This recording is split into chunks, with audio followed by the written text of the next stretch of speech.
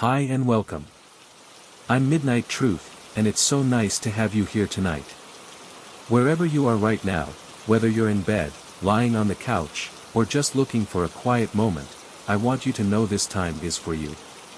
Take a deep breath in, and as you breathe out, feel the weight of the day start to fade. Let your mind settle, let your body relax, and let yourself simply be. There's no rush, no pressure, just this calm, quiet moment. If you'd like, you can close your eyes and imagine yourself in a peaceful place. Maybe it's a cozy room with soft, warm lighting. Or maybe it's under a starry sky, with a gentle breeze brushing against you. Wherever you feel safe and calm, let yourself drift there. I know many of you use these stories to fall asleep, so before we begin, make sure to like this video and subscribe to the channel. Also, where are you from and what time is it there? Tonight's story is gentle and soothing, perfect to carry you into a deep, restful sleep. So settle in, get comfortable, and let's begin. I never thought I'd end up in a place like this. A new town, a new home, and an old house that groaned like it had something to say. It was supposed to be a fresh start. A way to pull myself out of the wreckage of a life I'd left behind. The house was a two-story Victorian, the kind with a wraparound porch and faded blue paint that curled at the edges. The price had been suspiciously low, but the realtor assured me it was just because the place needed work. Nothing major, she said with a smile that didn't quite reach her eyes. Just a little fixing up. I moved in on a quiet, overcast afternoon. The movers had already left, and the last of my boxes sat in the living room, waiting to be unpacked. I stood in the doorway, breathing in the scent of old wood and dust, listening to the hollow creaks beneath my feet. It was an old house.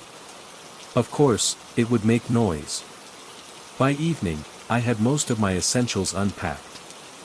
The kitchen was functional, my bedroom was set up, and the living room had just enough furniture to feel lived in. There was something comforting about the sound of the rain outside, steady and rhythmic against the windows.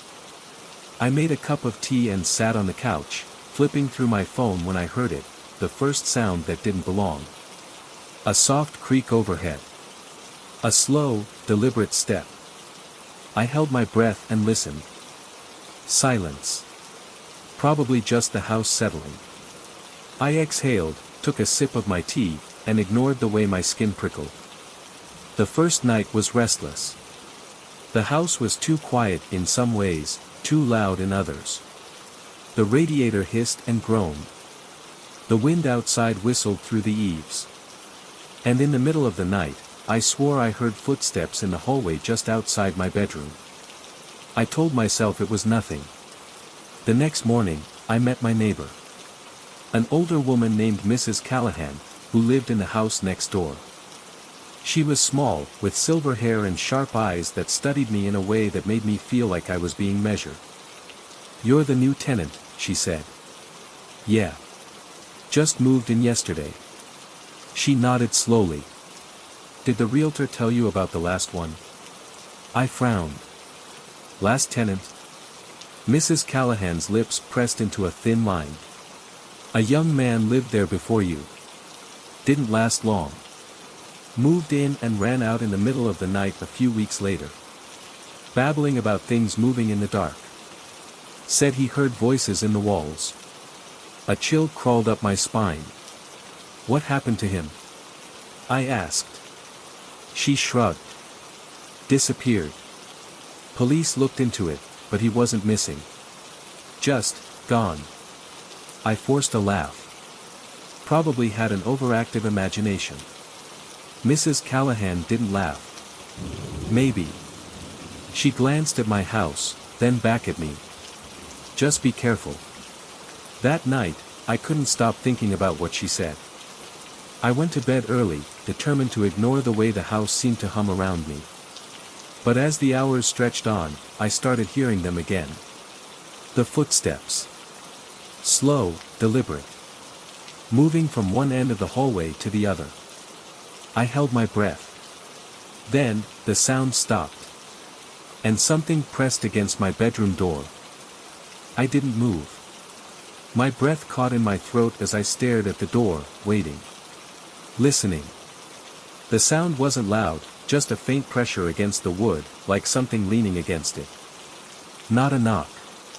Not scratching. Just the quiet weight of something standing there, just on the other side. I swallowed hard. Old house. Shifting wood. Settling foundation. That's all. But my body didn't believe it. My pulse thudded in my ears, my skin prickled, and the air in my bedroom felt suddenly too cold, like the heat had been sucked out of the space. A full minute passed. Then 2. I exhaled slowly and reached for my phone on the nightstand. The screen lit up, the glow cutting through the darkness. I tapped the flashlight on and aimed it at the door. Nothing. Just the old wooden panels. A brass handle. A keyhole beneath it, empty. I listened again. Silence. I almost laughed at myself. Almost. Eventually, I forced myself to lie back down, pulling the covers up to my chin. I didn't sleep well. The next morning, I found the hallway exactly as I left it. No footprints. No signs that anyone had been there. Still, a cold unease settled into my stomach, and I couldn't shake it no matter how much I tried. I focused on the mundane instead. I unpacked more boxes, arranged the kitchen the way I liked, and even walked around the neighborhood to familiarize myself with the area. It was quiet. Almost too quiet. When I got back home, I caught Mrs. Callahan watching me from her porch. Her expression unreadable. "You look tired," she said. I hesitated before stepping closer. "Did you ever meet the guy who lived here before me?" Her lips pressed together, her eyes dark with something I couldn't place. "He knocked on my door once," she said. "The night he left. He was shaking. Rambling about something moving inside the walls." A chill crawled up my spine. Mrs. Callahan glanced toward my house. "You hear anything?" I forced a chuckle. "Just the usual old house noises." She nodded, but the way she studied me made it clear she didn't believe me. That night, I locked my bedroom door. I tried to sleep, but my brain wouldn't let me. Every small sound made me tense. Every creak in the floorboard sent my heart into a stuttering rhythm. Somewhere past midnight, the air changed. I don't know how to describe it, but it felt heavier.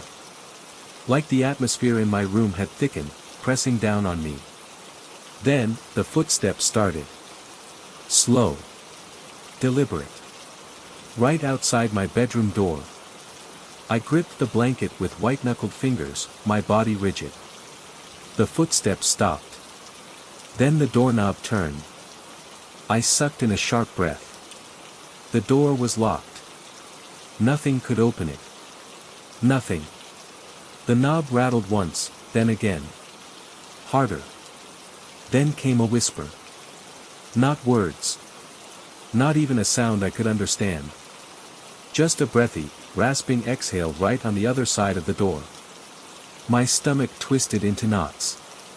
I reached for my phone, hands shaking, and flicked on the flashlight again. As soon as the light hit the door, the noise stopped. No footsteps. No whispering. Just silence. I didn't sleep after that. In the morning, I checked the hallway again. But something was different this time. The door to the attic, which had been shut since I moved in, was now standing wide open. I stood frozen in the hallway, staring up at the attic door. It had been shut. I was sure of it. The realtor had even pointed it out when she gave me the tour, mentioning how the pull-down ladder was a little stiff but still worked fine. I had never opened it. The house was old. Maybe a draft had knocked it open. But there was no draft. I took a cautious step forward, heart pounding against my ribs. The attic opening gaped above me, nothing but blackness beyond it. The air was stale, thick with the scent of dust and something faintly sour. I should have left it alone. But my hand reached up before I could stop myself. My fingers curled around the edge of the ladder, and I pulled it down slowly. It groaned as it extended, the old wood creaking like something waking up. A breath of cold air slipped down from the attic. I hesitated, my pulse hammering in my ears. It was just an attic. But the thought of climbing up there, into that dark space, made my skin crawl. I shook my head and stepped back. I'd deal with it later. Maybe nail the door shut. Maybe never think about it again. I pushed the ladder back up, shoving the attic door closed with more force than necessary. The latch clicked into place. But the unease in my stomach didn't fade. The rest of the day was a blur. I distracted myself with chores, unpacking more boxes, cleaning, anything to keep my mind off the attic. As the sun dipped below the horizon, that familiar sense of dread began to creep in. The house changed at night. The air felt different, thicker, charged with something unseen. The walls seemed to breathe. I told myself I was imagining it. I went to bed early, hoping sleep would come quickly. It didn't. I lay there in the dark, listening to the house shift and creak around me. Then, just as I started to drift off, something moved above me. A slow, dragging sound. My breath hitched. The attic. I lay stiff as a board, ears straining. Silence. Then, another sound. A soft thud. Like something being placed down. Or picked up. My mouth went dry. Rats, I told myself. Just rats. But it didn't sound like rats. It sounded like footsteps. Pacing. I clenched the blanket tighter, my muscles locked in place. The pacing stopped. Then, a new noise. A faint, almost imperceptible scratching. Right above my bed. My breath came in shallow bursts. I wanted to turn on the light. I wanted to get up, grab my keys, and leave the house behind. But I didn't. Instead, I listened. The scratching continued, slow and methodical. Then, suddenly, a voice. Not words. Just a whisper. A breathy, rasping sound slipping through the ceiling like something trying to get through. My body was ice. The air around me grew colder. And then, something even worse happened. The attic door creaked. Slowly. Deliberately. Opening. I squeezed my eyes shut, every muscle in my body rigid. Then, silence. I don't know how long I stayed like that. Eventually, the whispering stopped. The air warmed. When I finally gathered the courage to look, the attic door was shut. But I didn't sleep the rest of the night. When morning came, I climbed up to check. Dust hung heavy in the air. Boxes sat in neat stacks, untouched.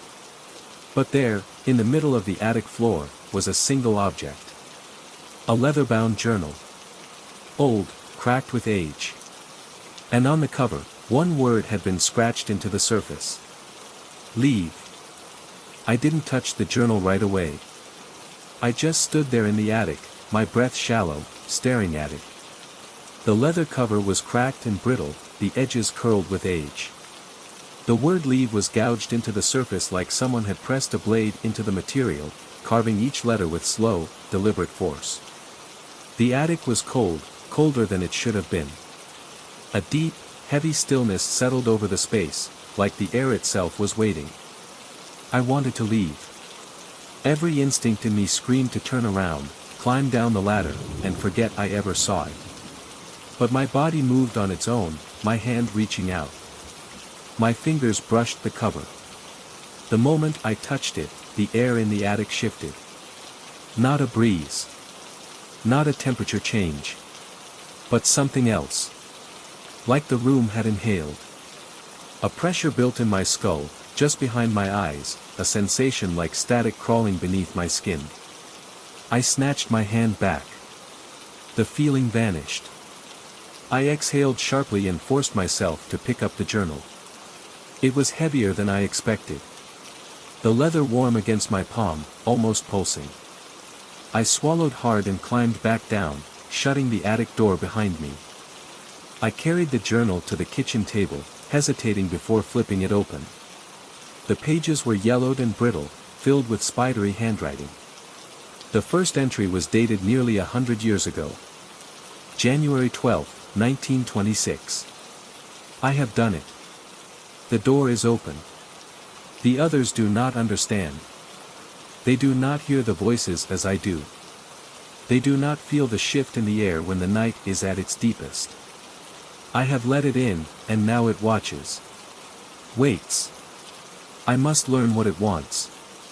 I frowned, my stomach twisting. I flipped ahead. April 3, 1926. It moves through the walls. I hear it in the floorboards, in the attic, in the whisper of the wind beneath the doors. It is hungry. June 9, 1926. I should not have done it. I have made a mistake. I see it in the dark now. It does not hide anymore. I feel it standing by my bed. I feel it when I breathe. The final entry sent a chill through my bones. October 31, 1926. I am leaving. But it will not let me go. If you are reading this, you must leave too. Burn this house. Do not stay after dark. Do not listen to the whispers. Do not look at it. If you look at it, it will know you. My hands shook. I slammed the journal shut. The room felt colder. I sat there for a long time, the words echoing in my head. Burn this house. Do not stay after dark. Do not look at it. A sharp creak echoed from the ceiling above me. The attic. I held my breath. Silence. Then, another sound. Soft. A slow, dragging movement. Then, the faintest whisper. My vision blurred as a wave of dizziness hit me, a thick, cloying nausea twisting my stomach. The air pressed in around me. And then, a single, deliberate knock on the attic door. I bolted from the chair, my pulse hammering in my ears. The knock came again. Slow. Patient. I backed out of the kitchen, moving toward the front door. The knock stopped. Silence. But the house didn't feel empty. Something was listening. Watching. I grabbed my keys and yanked the door open, stepping outside into the cool evening air. Mrs. Callahan was on her porch again, sipping from a chipped mug. She looked at me, her expression knowing. You heard it, didn't you? I swallowed, my mouth dry. What is it? I whispered. Her gaze flicked to my house. Something that doesn't like being seen.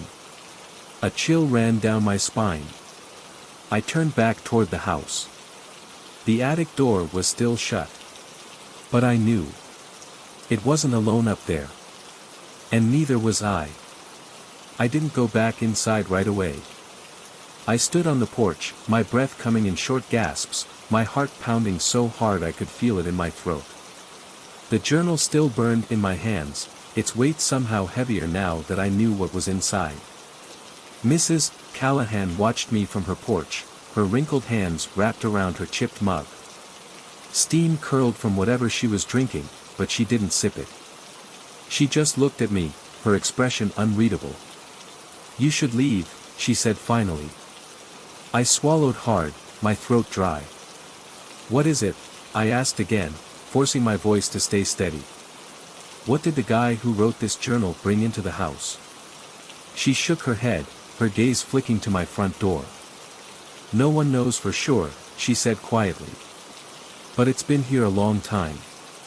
Longer than any of us. I shivered. The night air pressed against me, colder than it should have been for early autumn. The last owner, she continued, her voice low, he lasted 3 months before he ran out in the middle of the night. Didn't even take his things. She hesitated, fingers tightening around her mug. He kept saying it was watching him.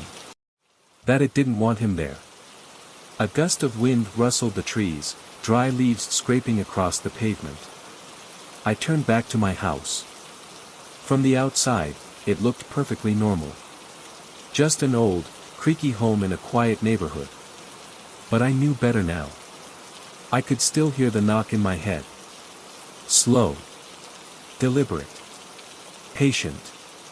"You can sleep at my place if you need to," Mrs. Callahan said.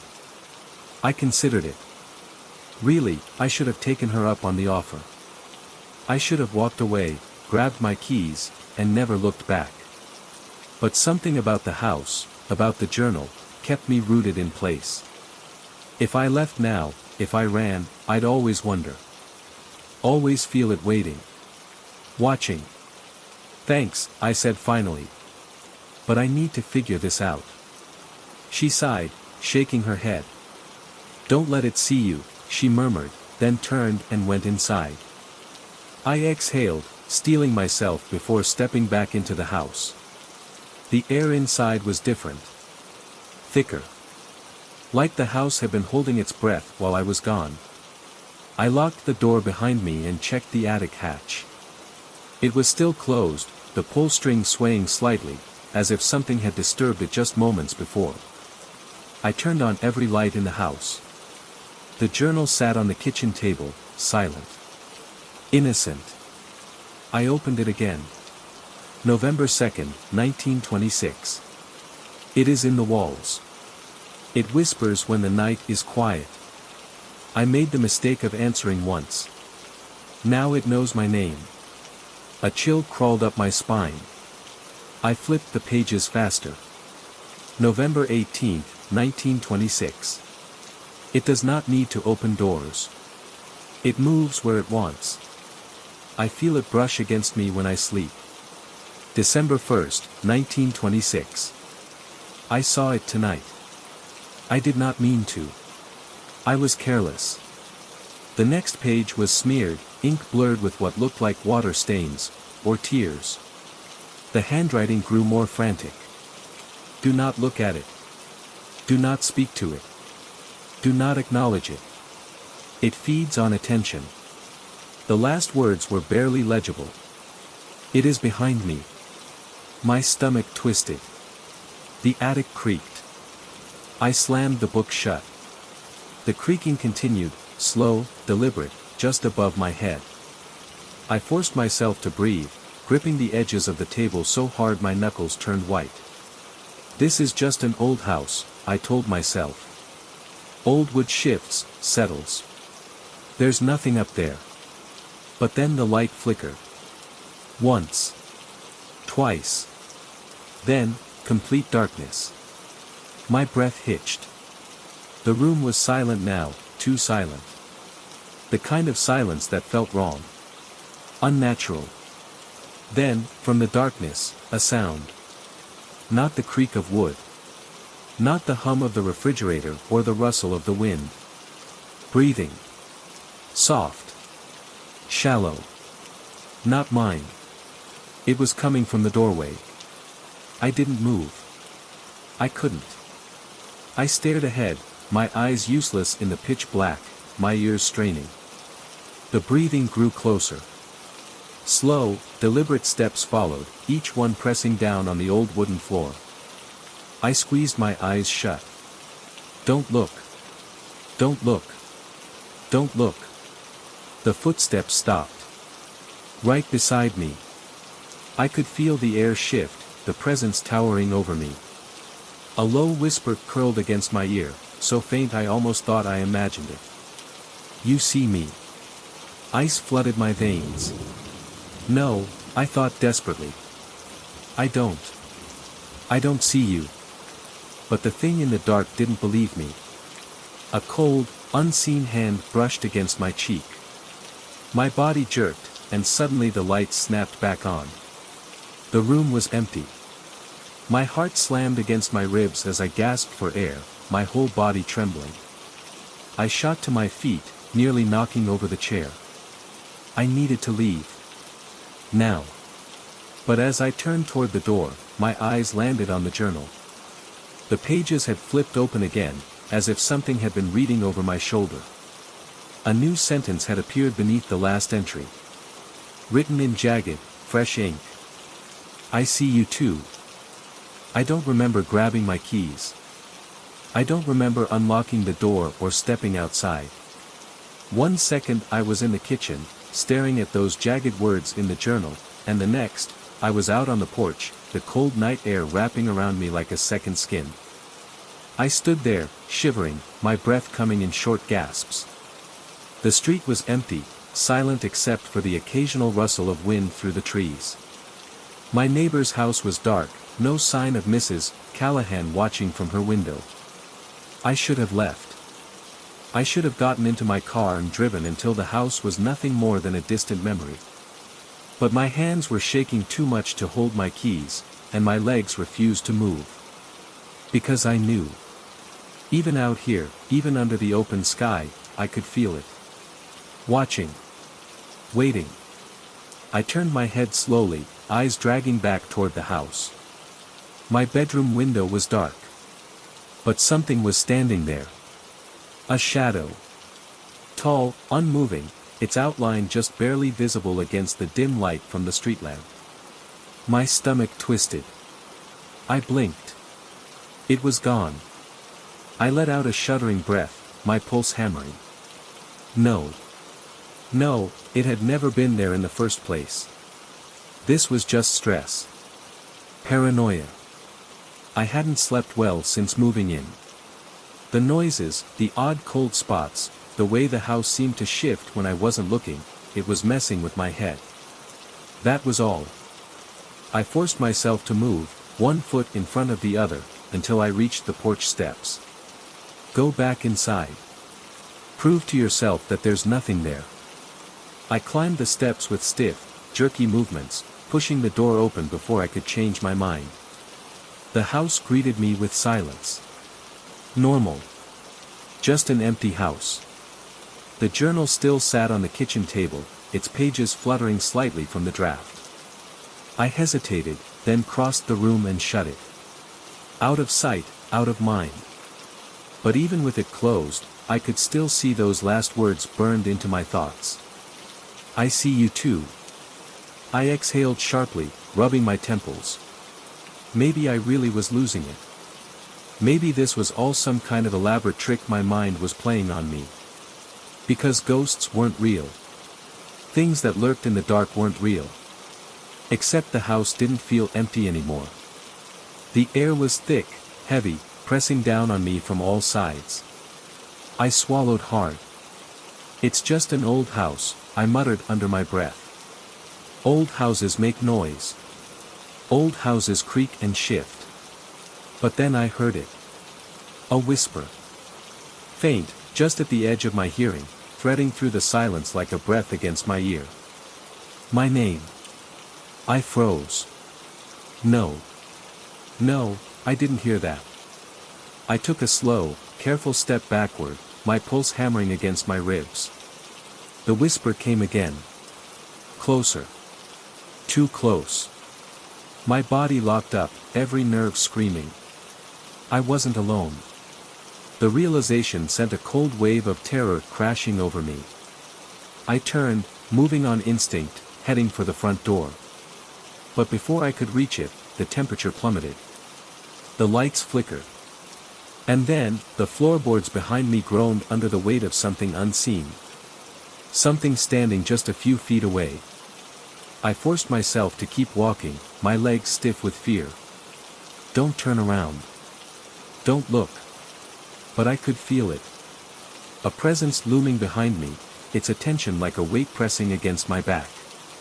My breath came in shallow, panicked gasps as I reached for the doorknob. Cold fingers wrapped around my wrist. I screamed. The touch was ice, seeping into my skin, numbing my bones. I yanked my arm away, stumbling forward, throwing the door open. But the second I crossed the threshold, the feeling vanished. Like I had stepped out of a different world. I turned, gasping for breath, but the house was still. Silent. The light in the kitchen flickered once, then steadied. No shadows. No figures lurking in the corners. Just my empty, quiet house. I pressed a shaking hand to my chest, my heart still hammering. I needed to get out of here. Now. But as I stepped back onto the porch, something caught my eye. The journal. Still sitting on the table, its cover slightly ajar. A new page had been turned. Fresh ink glistened in the dim light. You're not supposed to leave. I don't remember getting into my car. I don't remember driving. One moment, I was standing on the porch, staring at those words in the journal, and the next, I was gripping the steering wheel so hard my knuckles ached, my breath coming in ragged gasps. The road stretched out ahead of me, endless and dark, the headlights cutting through the blackness like knives. I needed to go. I needed to be anywhere but here. But as I reached the first stop sign, my foot hovering over the brake, something inside me hesitated. I had nowhere to go. No friends in this town. No family nearby. This house, haunted or not, was all I had. And running wouldn't fix whatever was happening.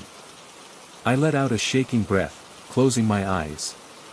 The words in that journal, who had written them?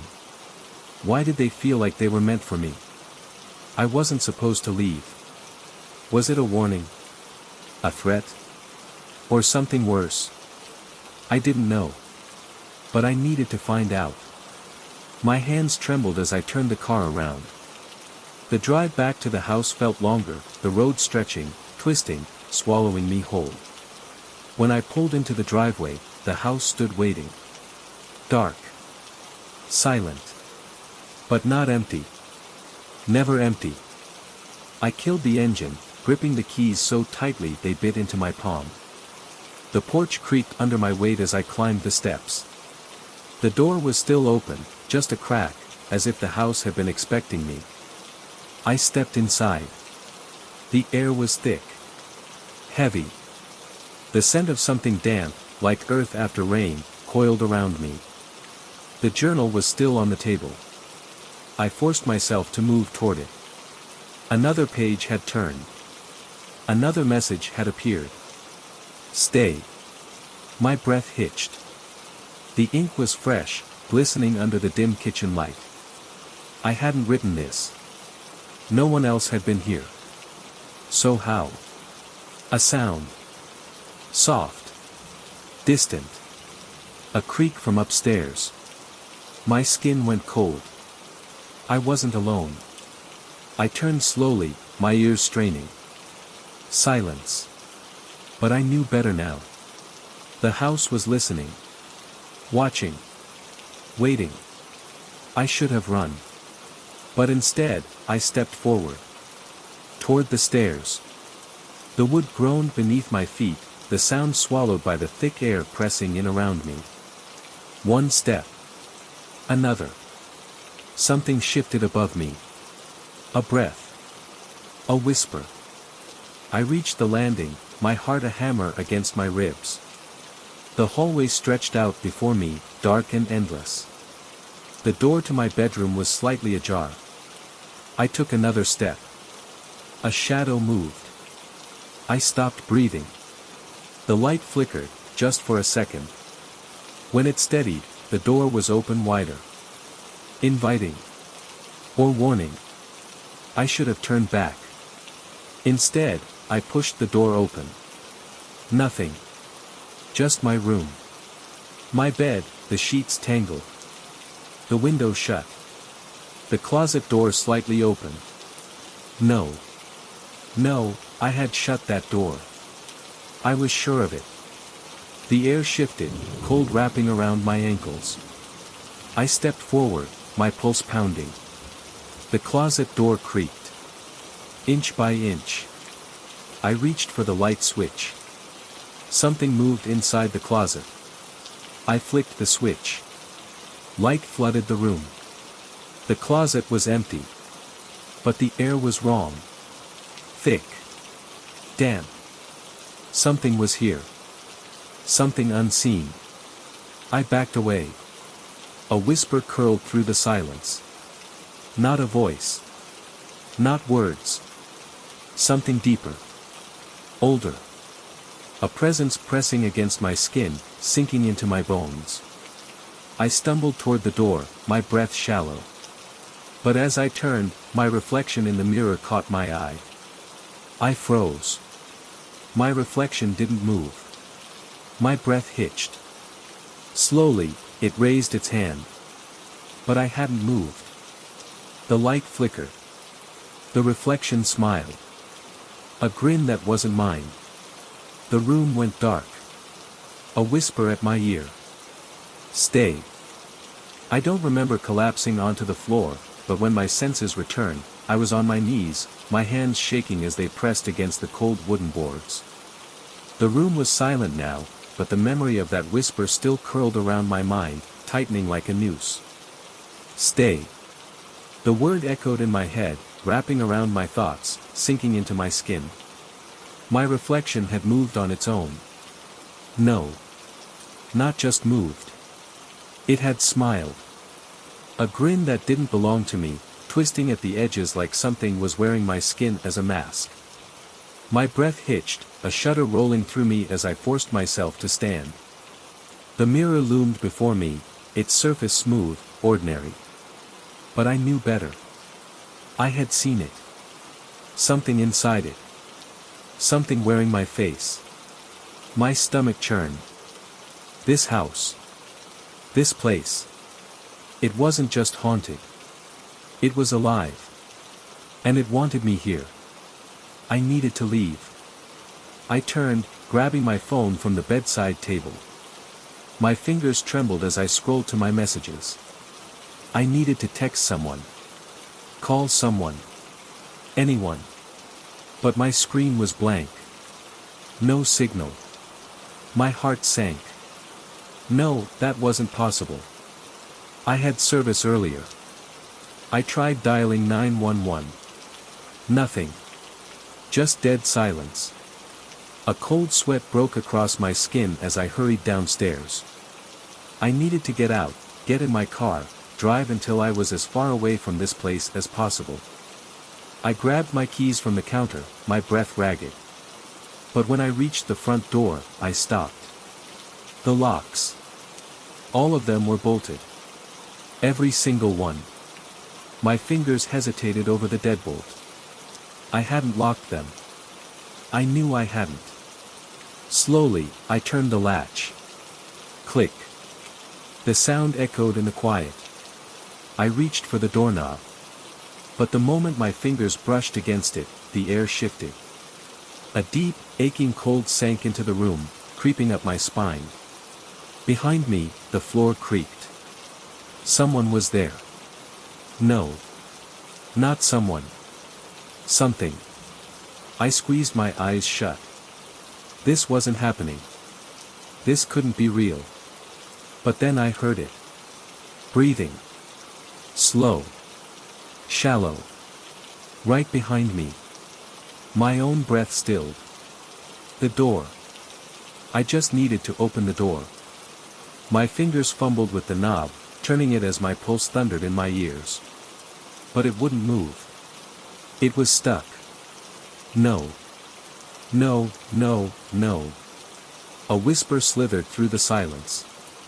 Not words. Just a sound. Low. Distorted. A voice that didn't belong to anything human. And then. A hand. Cold. Pressing against my shoulder. I turned. I shouldn't have. But I turned. The room behind me was dark. Too dark. The kitchen light was on, but it didn't reach the corners of the room. And in that blackness, something stood. Tall. Thin. Wrong. It had no face.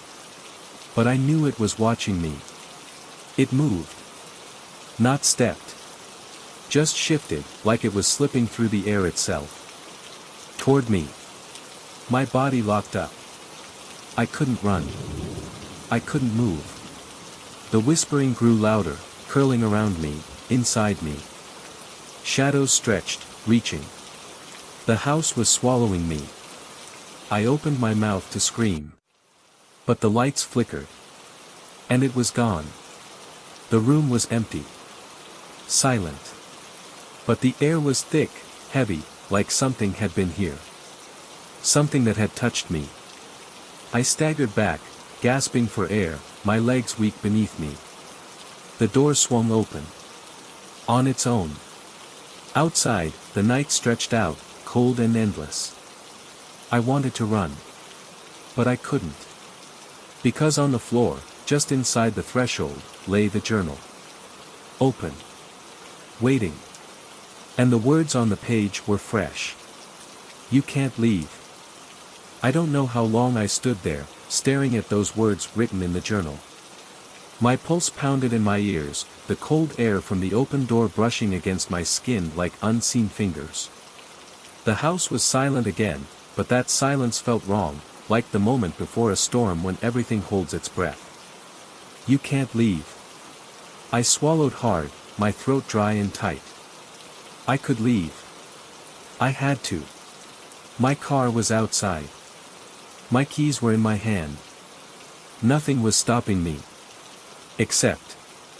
The moment I stepped past the threshold, I felt it. Something shifted. Like the air around me had thickened, pressing down, pushing me back. It wasn't a force, not like hands grabbing me, but it was there, an invisible weight against my chest, against my limbs, making it harder to move, harder to breathe. I forced my foot forward. The pressure intensified. A whisper curled around my ears. Not a voice. Not words. Just the sensation of something unseen, something watching. Waiting. I reached the car. My hands shook as I jammed the key into the lock, my breath coming in short gasps. The night was too quiet. No wind. No crickets. Just silence. I yanked the door open, threw myself inside, and slammed it shut. For a moment, I sat there, gripping the wheel, trying to steady my breathing. I turned the key. The engine sputtered. Once. Twice. Then died. No. No, no, no. I tried again. Nothing. My heart hammered against my ribs. The headlights flickered on by themselves, illuminating the house. The front door was still open. The journal lay just inside, its pages fluttering slightly as though something unseen was flipping through them. And then, slowly, deliberately, the door swung shut. The house swallowed itself in darkness. I couldn't move. Something was inside. Something that didn't want me to leave. The whispering returned, curling through the air, pressing against the glass of the car windows. Low. Insistent. The pressure in my chest deepened. It was inside the car. The shadows in the back seat shifted. I didn't look. I couldn't. If I looked, I would see it. If I saw it, I wouldn't be able to look away. A hand brushed my shoulder. Cold. Wrong. I flung the door open, scrambling out, stumbling across the gravel. My body felt sluggish, like something was trying to hold me back, to pull me under. I ran. Back to the house. Back inside. The moment I crossed the threshold, the pressure vanished. The whispering stopped. The house was still. I collapsed onto the floor, gasping for breath. My limbs ached. My skin burned with cold. The journal lay beside me, open to a page I hadn't seen before. Handwriting scrawled across it, jagged, frantic. I tried to leave. I tried and it wouldn't let me. I think it's in me now. I can feel it crawling under my skin, whispering in my bones. The words blurred. Something had been erased. Scratched out violently, the paper torn in places. But at the bottom of the page, 3 words remained. It's watching me. A sound creaked above me. Footsteps. Slow. Deliberate. Pacing. I wasn't alone. The footsteps above me did not stop. Slow, measured, as if whatever, was up there knew I was listening. The sound creaked through the old wood of the house, vibrating through the beams, settling deep into my bones. I could feel it in my teeth, in my chest. I did not move. I could not. I sat on the cold wooden floor, my back pressed against the wall, staring at the open journal. The words blurred in front of me, my breath shallow and fast. I wasn't alone. I had never been alone. The air in the house was thick, pressing down on me like invisible hands. A slow, steady pressure. The footsteps stopped. Directly above me. A single floorboard groaned under weight. Then. Silence. I gripped the edges of the journal until my fingers ached. My mind raced, scrambling for a logical explanation. Old houses creaked. The wood expanded and contracted. The wind could make strange sounds in an empty home. But the footsteps weren't random creaks. They had weight. A pattern. And now, whatever had made them was waiting. I forced myself to breathe. In. Out. Slow. Steady. I had to move. I couldn't just sit here, waiting for. I stopped that thought before it finished. Slowly, carefully, I pushed myself off the floor. The wood felt cold beneath my bare feet. The house felt colder. I tilted my head back, staring at the ceiling. Nothing moved. No more sounds. But the air was different now. Charged. Like a storm waiting to break. I swallowed hard, then took a step toward the staircase. Each step felt like a battle. One foot in front of the other. The closer I got, the heavier the air became. The staircase loomed before me. Old wood. Dark shadows. The upper floor was swallowed in blackness, the weak light from the hall barely touching it. I hesitated at the bottom step. I didn't want to go up. I had to. Slowly, I placed my foot on the first step. The wood groaned beneath my weight. I flinched, heart hammering. Nothing moved above me. I took another step. Then another. Each one felt like stepping into a deeper part of something unseen, something waiting. Halfway up, the temperature dropped. Not a gradual change. A sudden, biting cold. Like stepping into a frozen lake. My breath came out in a thin mist. My skin prickled with goosebumps. I kept moving. When I reached the top of the stairs, I stopped.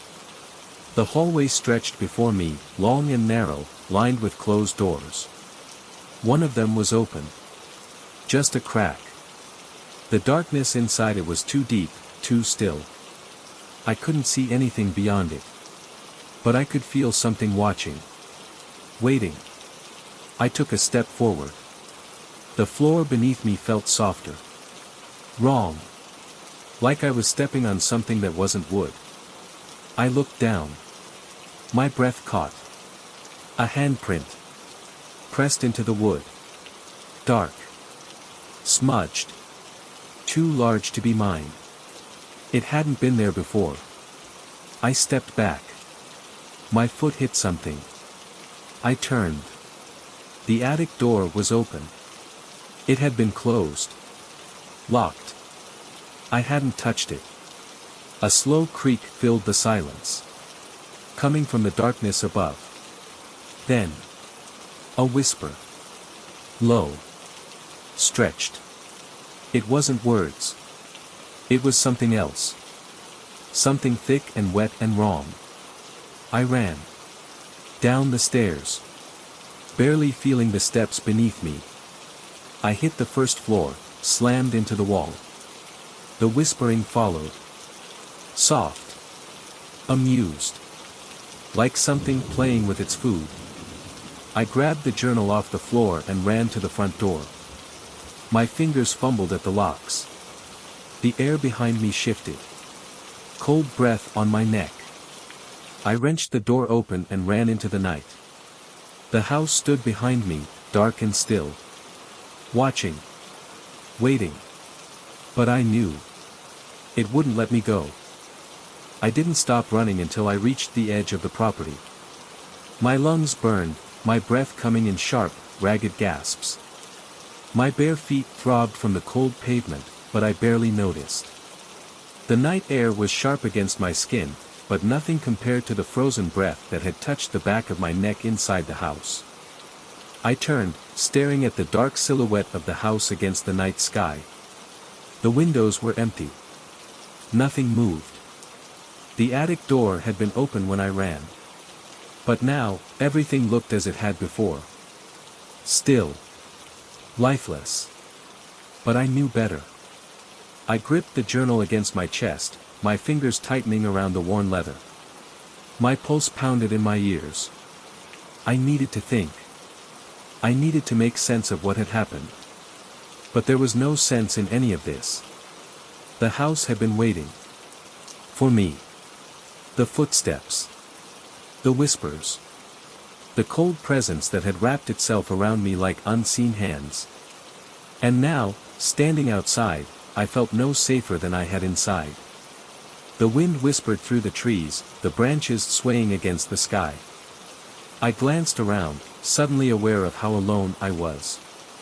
Or maybe I wasn't. The air carried a sound. Faint. Almost lost beneath the rustling leaves. A voice. Soft. Distant. Coming from the house. No, not from the house. From the open attic window. I took a step back. A light flickered inside. A candle. It wavered, casting long, shifting shadows against the walls. Then. Movement. Something passed in front of the window. Too quick to see. Too fast to be human. A chill crept down my spine.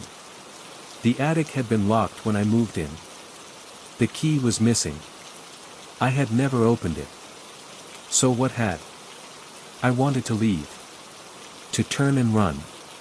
To never look back. But my feet refused to move.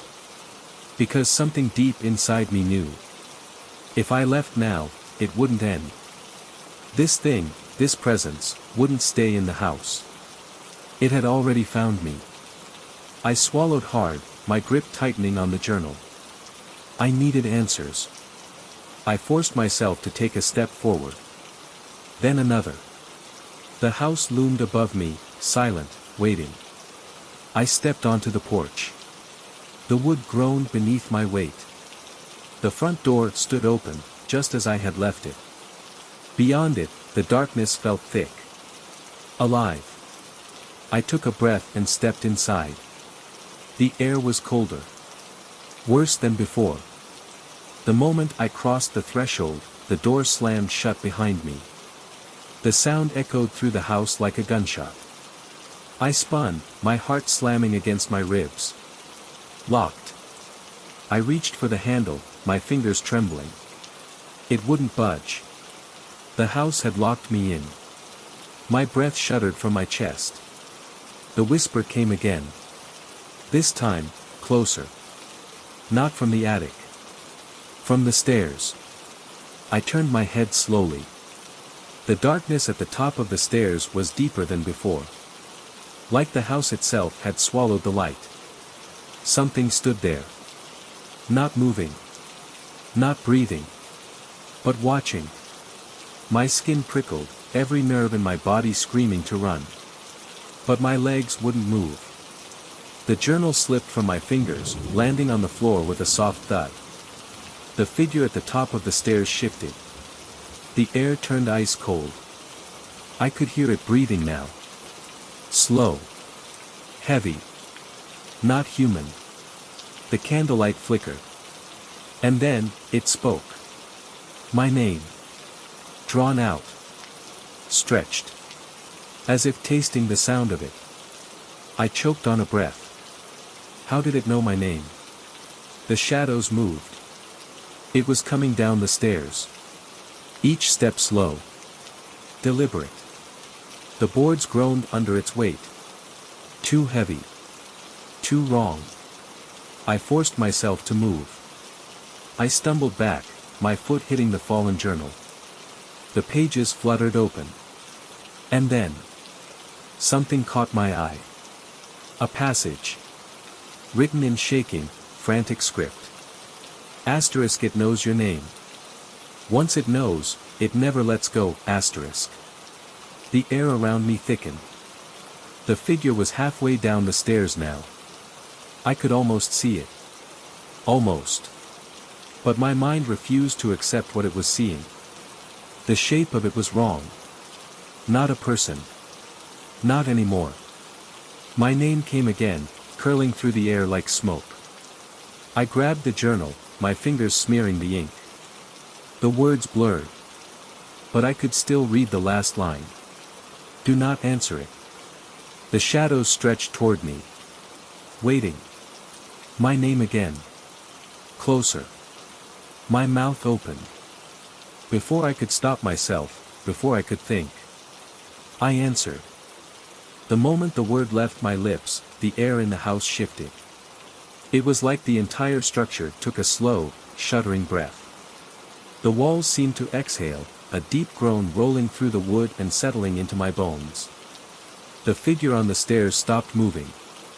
The silence that followed was thick, unnatural, pressing down on me like the weight of the entire house. And then, a whisper. Low. Guttural. Not from the figure. From everywhere. Inside the walls. Beneath the floorboards. In the very air I breathed. My name again, but this time it was stretched, distorted, like something was peeling it apart, syllable by syllable. The journal in my hands trembled. The pages flipped wildly, as though caught in a wind that didn't exist. I wanted to run, to bolt for the door, but my feet were rooted in place. I had answered. And now, it had me. A single step echoed from the top of the stairs. Then another. Slow. Steady. But the figure wasn't moving. No, the sound was coming from above. From the attic. The locked attic. The breath hitched in my throat as something scraped against the ceiling. Not footsteps. Something heavier. Dragging. My fingers tightened around the journal. I had to move. I forced myself to take a step backward, my body stiff, every muscle locked in terror. The whispering in the walls grew louder. More voices now. Overlapping. Some sobbing. Some laughing. Some speaking in words I didn't understand. The journal flapped open, a final page revealing itself. One phrase stood out among the frantic scrawls. Do not look up. The dragging sound stopped. Right above me. Directly overhead. I clenched my jaw, forcing myself to keep my eyes locked on the floor. The wood beneath my feet was trembling. Something was up there. Waiting. Expecting me to look. The figure on the stairs still hadn't moved. But I could feel its eyes.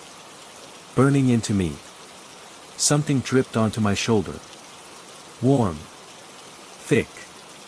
I swallowed hard, my breath coming in short, panicked gasps. Another drop. Then another. A slow, steady trickle, running down the side of my neck. The smell hit me. Coppery. Metallic.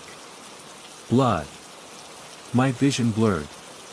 Somewhere in the house, a door creaked open. The attic. The whispering stopped. The only sound left was my own heartbeat, hammering against my ribs. I couldn't stay. I couldn't look up. I turned, forcing my legs to move, inching toward the door. The figure on the stairs exhaled, long and slow, as if amused. The moment I reached the door, my hand shot out, grabbing for the knob. It turned easily. Too easily. The house wanted me to leave. Or so it seemed. I hesitated. Something felt wrong. Too simple. Too easy. I glanced down at the journal one last time. A new message had appeared, written in fresh, wet ink. If you leave now, it will follow. The walls groaned, the voices returning in a deafening chorus. The thing above me moved. A deep, wet sound, like flesh dragging against wood. I made my choice. I wrenched the door open and ran. The night air hit me like a slap, but I didn't stop. I didn't look back. The whispering chased me, the words spilling out of the house like smoke. As I reached the end of the driveway, my foot caught on something. The journal. Lying in the dirt. I hadn't brought it with me. It had followed. My breath hitched. The house stood silent behind me, dark and empty. But the attic window. It was open now. A shadow lingered just beyond the glass. Watching. Waiting. The whisper came again, curling through the cold air like a breath against my ear. My name. I ran. But even as I fled, I knew. I would never truly be free. Story 2. I never planned to move into a house like this. It was supposed to be a fresh start, a quiet place to rebuild after my divorce. The rental listing was too good to pass up, a sprawling Victorian home on the outskirts of town, priced far below market value. The landlord claimed it had been sitting vacant for a while, but that didn't bother me. I figured an old house would have its quirks, maybe a little maintenance, but nothing I couldn't handle. The day I arrived, the sky hung low with thick gray clouds, and the wind carried the scent of damp earth. The moving truck rumbled away, leaving me standing on the cracked stone path leading up to the house. Its exterior was weathered, the paint peeling at the edges of the ornate trim. A massive oak tree loomed beside it, its twisted branches scraping against the second-story windows. I pressed my key into the rusted lock and pushed the heavy door open. The hinges groaned in protest. Inside, the air was thick with the scent of aged wood and something else, something faintly metallic, like old pennies. The floorboards creaked beneath my feet as I stepped inside. The layout was simple, a grand staircase leading to the upper floor, a dimly lit hallway stretching into the back of the house, and a parlor with a stone fireplace. Despite the house's age, the previous owners had left some furniture behind, dusty chairs, a heavy wooden dining table, a grandfather clock that stood silent in the foyer. I should have found it charming, but something about it felt wrong.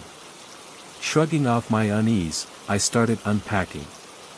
The first night, I convinced myself the groaning noises from the walls were just the house settling. The way the air seemed to turn icy in certain rooms was just poor insulation. The faint tapping sounds in the hallway. Probably mice. The next morning, I met my only neighbor, an elderly woman named Mrs. Calloway. She watched me from her porch as I stepped outside with my coffee. "You just move in?" she asked, her voice gravelly from years of smoking. "Yes, yesterday," I said, offering a small smile. She nodded slowly, eyes drifting toward my house. "Not many stay long," she muttered. I frowned. "What do you mean?" She hesitated, glancing around as if making sure no one was listening. "People come and go," she said finally. "Last folks left in the middle of the night. Didn't even take their things." A chill crept up my spine. "Why?" She sighed, shaking her head. "House has a history. Strange things happen. You'll see." I wanted to press for details, but she turned and shuffled back inside, leaving me standing there, unsettled. That night, as I lay in bed, the house came alive again. The distant creak of footsteps echoed through the upstairs hallway. I told myself it was nothing. Just the wind, or the house shifting. But as I drifted off to sleep, I swore I heard something else. A whisper. Right outside my bedroom door. The next morning, I woke up feeling groggy, as if I hadn't really slept at all. My dreams had been restless, filled with indistinct murmurs and the feeling of someone standing just beyond my line of sight. The whisper outside my door still lingered in my mind, but in the daylight, it felt ridiculous to dwell on it. Houses made noise. Old wood expanded and contracted. Maybe I'd left a window open somewhere. I got up, stretched, and made my way downstairs to make coffee. The house was eerily silent, as if it had been holding its breath all night. My footsteps echoed through the empty spaces, and the floorboards groaned beneath me. I still hadn't unpacked much, so the place felt more like a temporary shelter than a home. As the coffee brewed, I decided to take a better look around the house. I hadn't really explored the upstairs beyond my bedroom. I figured there were 2 or 3 extra rooms, maybe a storage closet or an attic. With my mug in hand, I climbed the stairs, the wood creaking loudly under each step. The first door I opened led to a small study. The walls were lined with empty bookshelves, except for a few dusty volumes that looked like they hadn't been touched in years. An antique writing desk sat in the corner, and the chair beside it looked as if someone had just been sitting there, slightly pulled out from under the desk. The second door opened to a bedroom, unfurnished except for a heavy, old-fashioned dresser. The air in here felt stagnant, untouched, and when I stepped inside, I caught the faint scent of something rotten, like old fruit left too long in the heat. I wrinkled my nose and backed out, making a mental note to check the vents later. The last door at the end of the hallway was locked. I frowned and tried the handle again, but it wouldn't budge. I hadn't noticed any keys left behind by the landlord, and something about that locked door unsettled me. Who locked a room inside their own house and then left without opening it? I shook my head and turned away, telling myself I'd call the landlord later. Maybe it was just a storage room, forgotten over the years. But as I walked back toward the stairs, I thought I heard something, a faint thump from inside the locked room. I stopped in my tracks, listening. Silence. I exhaled and continued downstairs, telling myself I was imagining things. The day passed uneventfully. I spent most of it unpacking, setting up my workspace in the study, and trying to get comfortable in my new home. By the time the sun set, the unease from the morning had faded. But that night, the noises started again. At first, it was just the usual creaks and groans of the house settling, but as I lay in bed, staring at the dark ceiling, I heard something else. Footsteps. Not the random shifting of wood, but deliberate, slow steps moving down the hallway outside my bedroom. My breath caught in my throat. I turned my head toward the door, heart pounding. The steps stopped. I waited, listening. Nothing. Swallowing hard, I reached for my phone on the nightstand. The screen glowed harshly in the dark as I checked the time. 2:47 a.m. I debated getting up, checking the hallway, but something deep in my gut told me to stay put. Instead, I pulled the blanket higher over myself, forcing my breathing to slow. I told myself it was just the house, just my nerves, just stress from the move. But just as I started to drift off, I heard it again. Not footsteps this time. Scratching. Light, careful, right outside my door. I squeezed my eyes shut, every muscle in my body locking up. The scratching stopped. Then, a whisper. Low, just a breath of sound. Let me in. I shot up in bed, my heart hammering so hard I thought it would burst out of my chest. My hands trembled as I reached for the lamp on my nightstand, fumbling to switch it on. Light flooded the room. The whisper was gone. The scratching was gone. The house was silent again.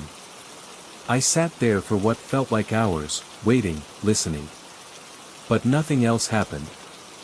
When morning finally arrived, I got up, my body sore from tension, my eyes heavy with exhaustion. I made my way downstairs, poured a cup of coffee with shaking hands, and tried to convince myself I'd imagined it all. But then I saw something that made my blood run cold. The locked door at the end of the hallway. It was open. Just a crack. As if someone had been standing there. Watching. Waiting. I stood frozen at the bottom of the stairs, my coffee forgotten in my hand. The door at the end of the hallway was open just a sliver, no more than an inch, but it was enough to send a wave of cold dread through me. I hadn't touched that door. I knew it had been locked yesterday. I had tried the handle myself, twisting it, pushing against it, feeling the solid resistance. But now, in the pale morning light, it was open. I swallowed hard, forcing myself to take a slow step forward. The wooden floor creaked under my foot, the sound unnaturally loud in the heavy silence of the house. Another step. Then another. The closer I got, the more I became aware of something else. The air felt wrong. Colder, heavier. As if the space beyond that door had been sealed off from the rest of the house, untouched by time. I reached out and pressed my fingers against the wood.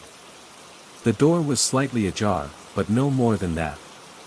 If I pushed, it would swing open completely. But something inside me recoiled at the thought.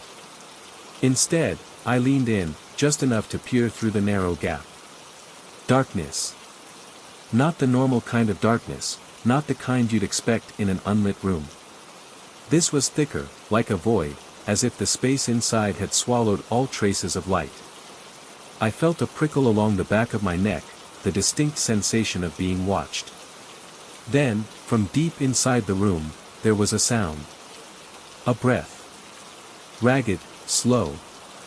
Not mine. My pulse slammed against my ribs, and I stumbled back, nearly spilling my coffee.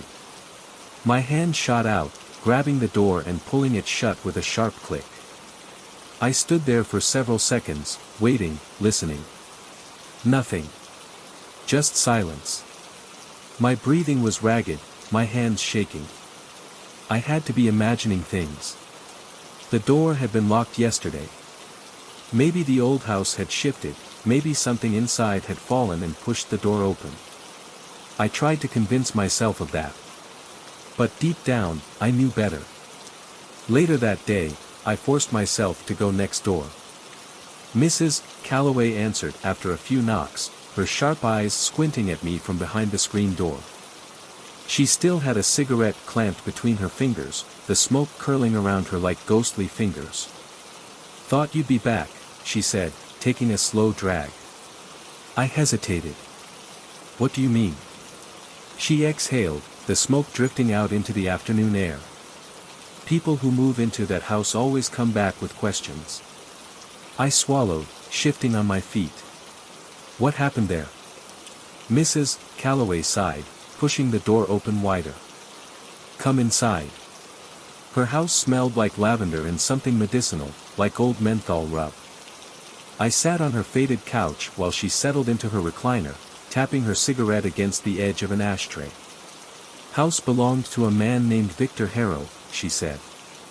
"Years ago. Back in the 60s, maybe 70s. The name sent an uneasy ripple through me. He was a strange one," she continued. "Kept to himself. Used to order all sorts of books, weird ones, about the occult, spirits, things like that.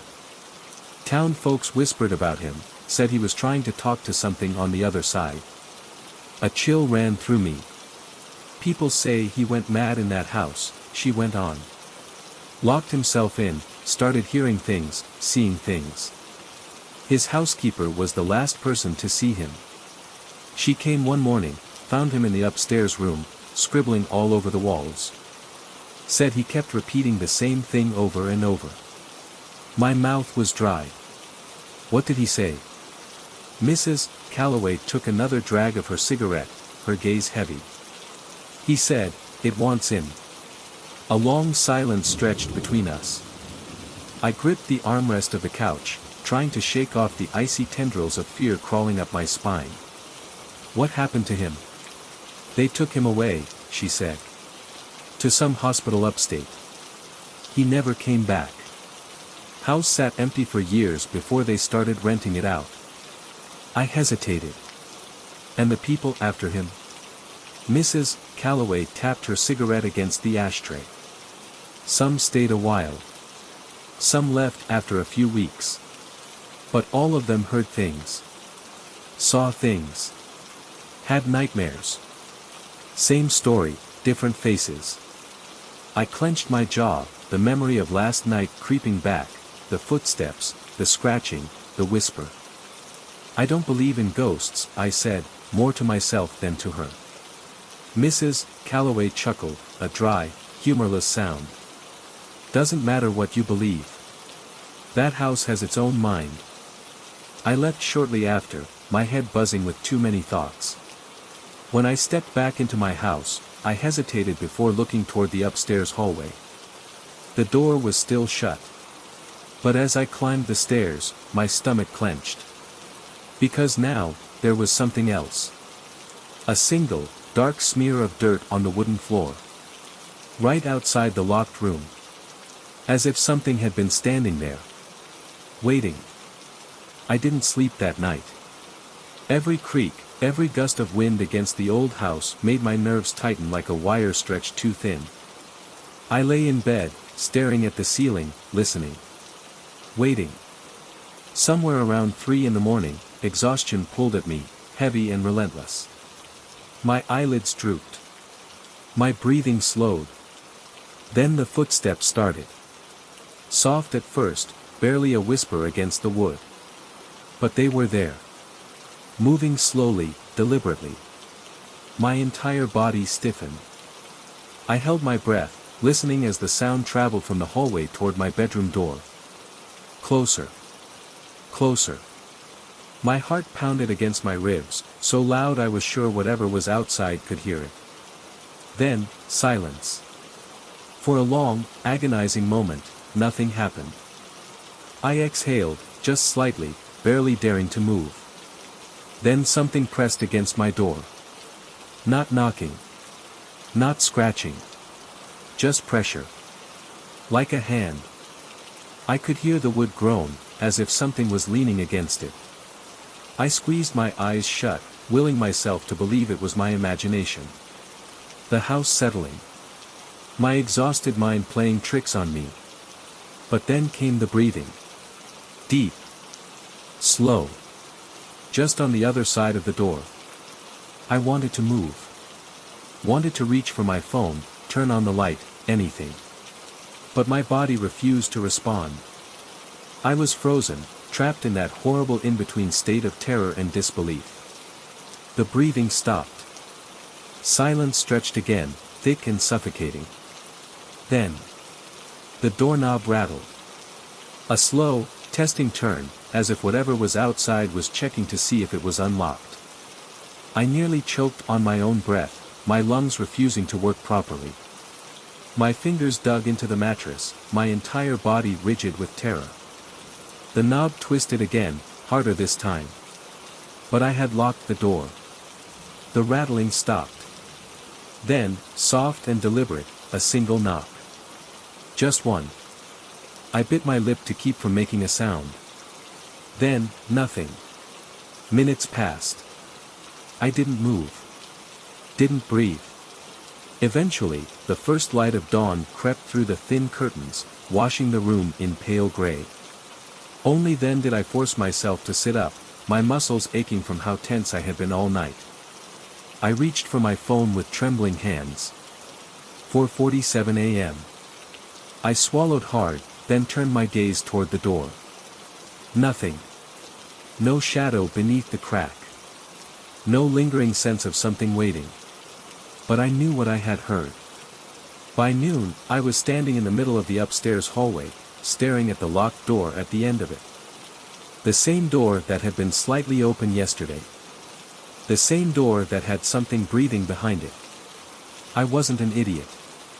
I knew what every rational person would say: old houses make noises, the mind plays tricks, lack of sleep can create hallucinations. But deep down, in the part of my brain that still clung to primal fear, I knew the truth. Something was in there. Watching. Waiting. I stepped closer. The air was colder here, just like before. I reached out and touched the door. Cold. Not just cold from the lack of sunlight, but a deep, unnatural cold, like something had leached all the warmth from the wood. I pulled my hand back quickly. Every instinct screamed at me to leave it alone. But I couldn't. Because I knew, if I didn't do something, whatever was in that room wasn't going to stay behind the door forever. I spent the next few hours digging. Old records. News articles. Anything I could find. Victor Harrow. The man who had lived here before. Mrs. Calloway had been right. Victor had been a recluse. A historian, of sorts, but not the kind who studied ordinary history. He had been obsessed with something else. Something darker. Books on ancient rituals, summoning, doorways to other places. His notes, what little I could find, were frantic, disjointed. At first, he had written about his research with excitement. Then, fear. Then, desperation. The last entry I found, dated 3 days before he was taken away, simply read: I made a mistake. It knows me now. I can hear it moving at night. It wants in. I shut my laptop, my hands shaking. It wants in. Just like Mrs. Calloway had said. Just like last night. I felt sick. I needed air. I went for a walk to clear my head, but the unease never left. Even outside, beneath the afternoon sun, I felt it. A weight pressing against my chest. A feeling of being watched. I kept glancing back at the house, half expecting to see something staring at me from one of the windows. But there was nothing. Nothing visible, anyway. Eventually, I forced myself to go back inside. The air felt heavier the moment I stepped through the door. The house was waiting. I could feel it. I didn't go upstairs right away. Instead, I sat in the living room, every light on, my back pressed against the couch. Hours passed. Night fell. Then, the power went out. Just like that. 1 second, the lamps and overhead lights were filling the house with warm yellow light. The next, complete and utter darkness. I froze. The silence was suffocating. Then, from upstairs, the door creaked open. Not fast. Not sudden. Slow. Deliberate. Long enough for me to hear every painful groan of the wood. Then, the footsteps started. Not loud, but steady. Moving down the hallway. Toward the stairs. Toward me. My breathing turned shallow. The darkness felt alive, shifting, curling around me. I reached for my phone, my fingers shaking so badly I almost dropped it. I turned on the flashlight. The beam cut through the darkness, illuminating the base of the stairs. Empty. But the footsteps didn't stop. I couldn't see anything, but I could hear it. Descending. Step. By. Step. I wanted to run. Every instinct screamed at me to get out. But I couldn't move. Then, the air changed. A slow, creeping cold slithered through the room. The hairs on my arms stood on end. Then, the smell. Earthy. Damp. Like soil that had been buried for years. A whisper of movement in the darkness. Then, close to my ear, impossibly close. A breath. Not warm. Cold. Wrong. I turned. The flashlight flickered. And for the briefest second, in the edge of the beam, I saw. Not a figure. Not a person. Just darkness. But not the normal kind. This darkness moved. This darkness breathed. Then the light cut out completely. And I was not alone. I don't remember screaming. I must have. But in that moment, my mind went blank, my body acting purely on instinct. I ran. Not up the stairs. Not toward the back of the house. I bolted straight for the front door, fingers fumbling desperately at the lock. It wouldn't turn. I twisted, yanked, pulled, nothing. Behind me, the air shifted. A slow, creeping presence moving closer. I could feel it. Not see. Feel. The weight of something watching me, something standing just behind me in the dark. The smell of damp earth thickened, filling my lungs, choking me. Then. A whisper. Not a voice. A whisper. Low. Dragging. Like dry leaves rustling against pavement.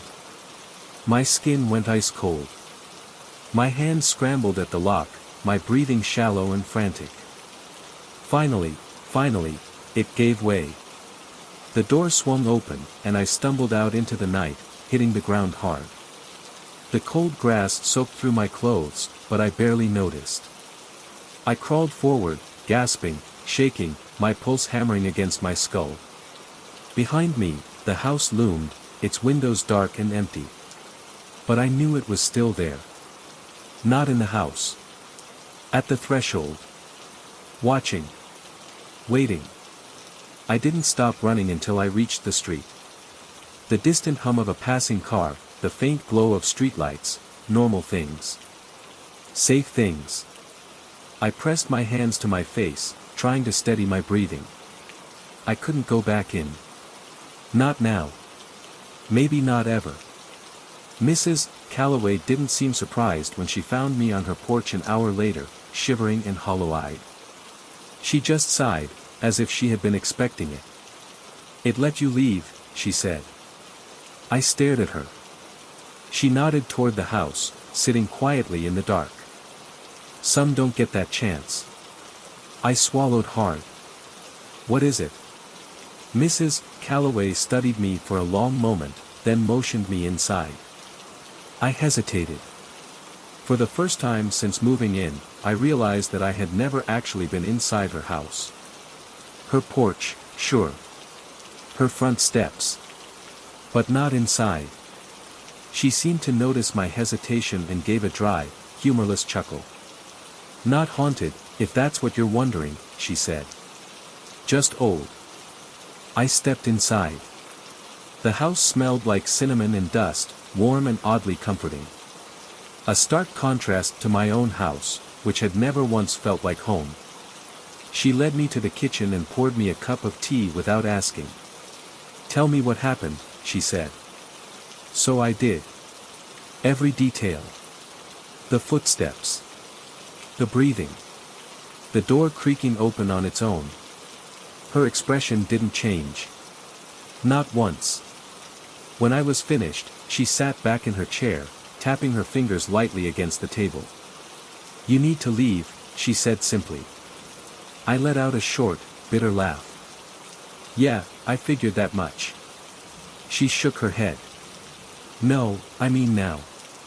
Tonight." A chill ran through me. "Why?" Her eyes darkened. "Because it knows you now." My stomach tightened. "You said that before," I whispered. Mrs. Calloway sighed, rubbing her temples. "I hoped you wouldn't wake it up," she admitted. "Hoped you'd be one of the lucky ones. But it's too late for that now." She looked at me, her gaze sharp and unyielding. "That thing in your house, it's not a ghost," she said. "It's something else. Something old. Something that shouldn't be here." A lump formed in my throat. "What does it want?" She hesitated, then spoke carefully. "It doesn't want to hurt you," she said. "Not yet. But it does want you to stay." A shiver ran down my spine. "Stay." Mrs. Calloway nodded. "It doesn't like to be alone," she said softly. "It needs someone there. Someone to notice it. Someone to listen." I swallowed hard. "What happens if I stay?" Her jaw tightened. "You don't want to know." I sat there, gripping the mug of tea like it was the only thing tethering me to reality. Mrs. Calloway leaned forward, her voice lower now. Do you know how many people have lived in that house? I shook my head. She sighed. Too many, she said. But not many leave. I felt sick. She pushed a piece of paper across the table. There's a motel outside town, she said. Go there tonight. Don't go back to the house. Not even to pack. I stared at her. I can't just leave everything. Yes, you can. Her voice was firm. Things can be replaced, she said. You can't. I didn't argue. Because deep down, I knew she was right. I checked into the motel just before midnight. The room was small, outdated, but it didn't matter. It wasn't that house. That was enough. I locked the door. Pulled the curtains shut. Sat on the bed and tried to breathe. But sleep didn't come. I kept expecting to hear footsteps outside my door. Or worse, inside. Hours passed. Then, just as my body finally began to give in to exhaustion, my phone buzzed. I grabbed it, heart pounding. Unknown number. Hesitant, I answered. At first, nothing. Just silence. Then, breathing. Slow. Deliberate. Coming through the speaker like a whisper from the dark. My throat went dry. Hello. No answer. Just breathing. Then, so quiet I almost missed it. A voice. Not a growl. Not a whisper. Just a single word. Come back. The line went dead. And I knew. It wasn't finished with me yet. I didn't go back. Not that night. Not the next day. Not even when I started getting calls from my landlord, asking why I hadn't been home. I ignored them all. But the house didn't ignore me. It found other ways to reach me. The calls kept coming. Always from an unknown number. Always at night. At first, I stopped answering. Then I started blocking them. But every time I did, another number would take its place. Sometimes, the calls would be nothing but silence. Sometimes, there would be breathing. And sometimes, I would hear it. Not words. Not exactly. Just, something. A low, dragging sound. Like someone pulling something heavy across a wooden floor. Like furniture scraping against the ground. Like something moving, shifting, waiting. I stopped sleeping. The motel room was safe, but only in the way that a locked door makes you feel safe when you know someone is standing outside of it. The fear didn't leave. It just sat there, pressing against me, thick and suffocating. Mrs. Calloway called once. I picked up immediately. You didn't go back, did you? She asked. Her voice was sharp, urgent. I shook my head, even though she couldn't see me. No, I whispered. There was a pause. Good, she said. But she didn't sound relieved. She sounded concerned. It's still calling you, isn't it?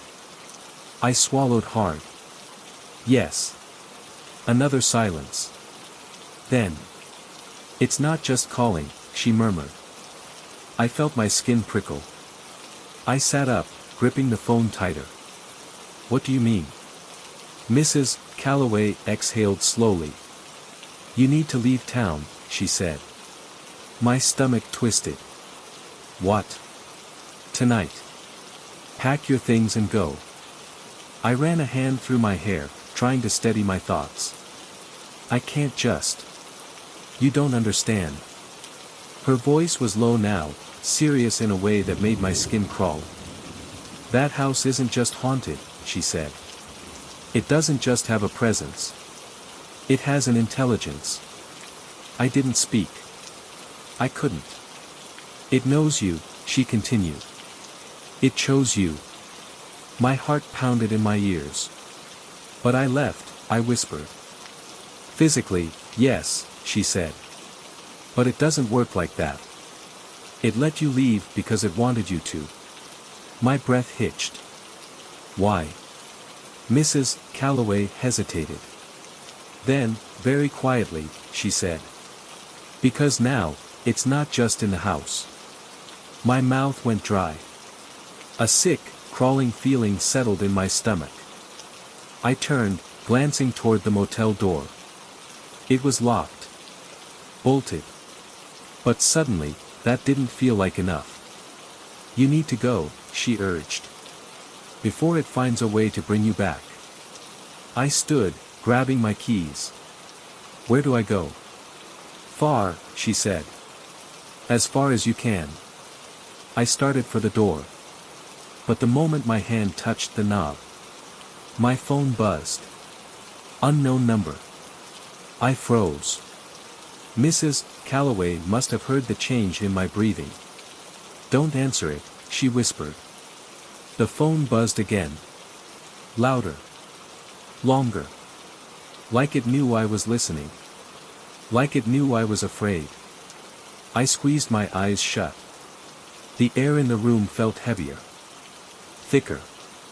Like something else was in there with me. Watching. Waiting. The buzzing stopped. For a second, there was nothing but silence. Then. Knock. Knock. Knock. 3 slow, deliberate taps against the motel door. I backed away, heart hammering.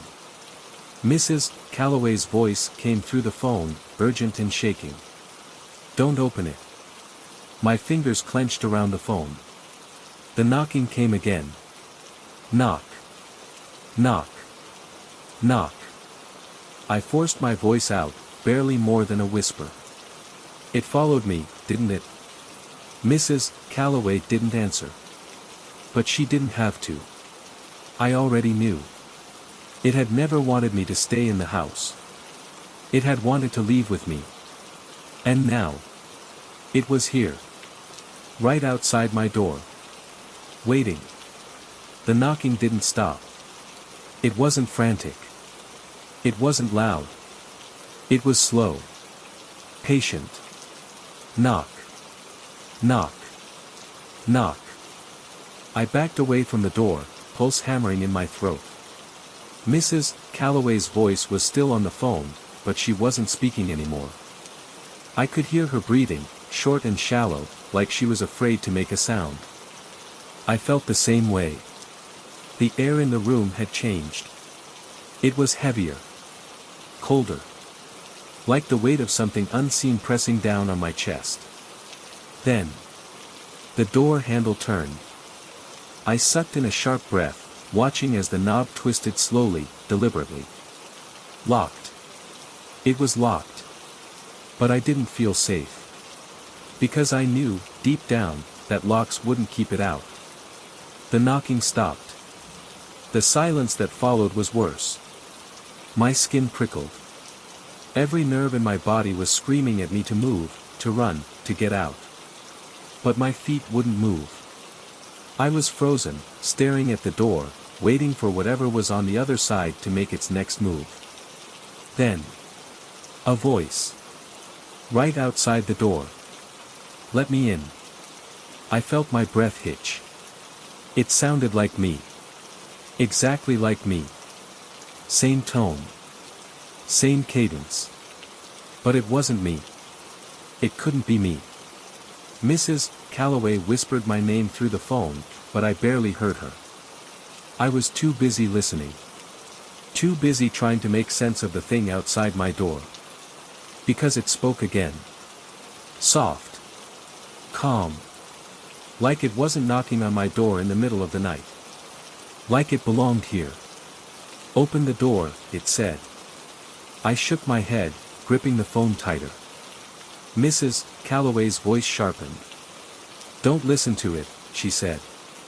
Don't speak to it. Don't acknowledge it. I squeezed my eyes shut. But then. A new sound. From inside the room. A creak. Slow. Deliberate. Like weight shifting on the bed. My blood turned to ice. Because I had been alone. I had been alone when I came into this room. I turned my head, pulse roaring in my ears. The bed. The sheets had been smooth before. Untouched. But now they were wrinkled. Pressed down in the shape of something sitting there. Something invisible. Watching me. Waiting. My breath came in short, panicked bursts. I looked back at the door. The handle had stopped moving. But the voice hadn't. "You can't run from me," it murmured. Something shifted on the bed again. I didn't look this time. I didn't want to see. Mrs. Calloway's voice cut through the panic. "Leave," she whispered. "Now." I swallowed hard. "It's inside," I whispered back. She sucked in a breath. "Don't acknowledge it." The sheets rustled behind me. The pressure on the mattress lifted, like whatever had been sitting there had just stood up. The voice outside the door stopped. And then, a second voice. Right behind me. The exact same voice. My voice. "Where are you going?" I ran. I didn't stop to grab anything.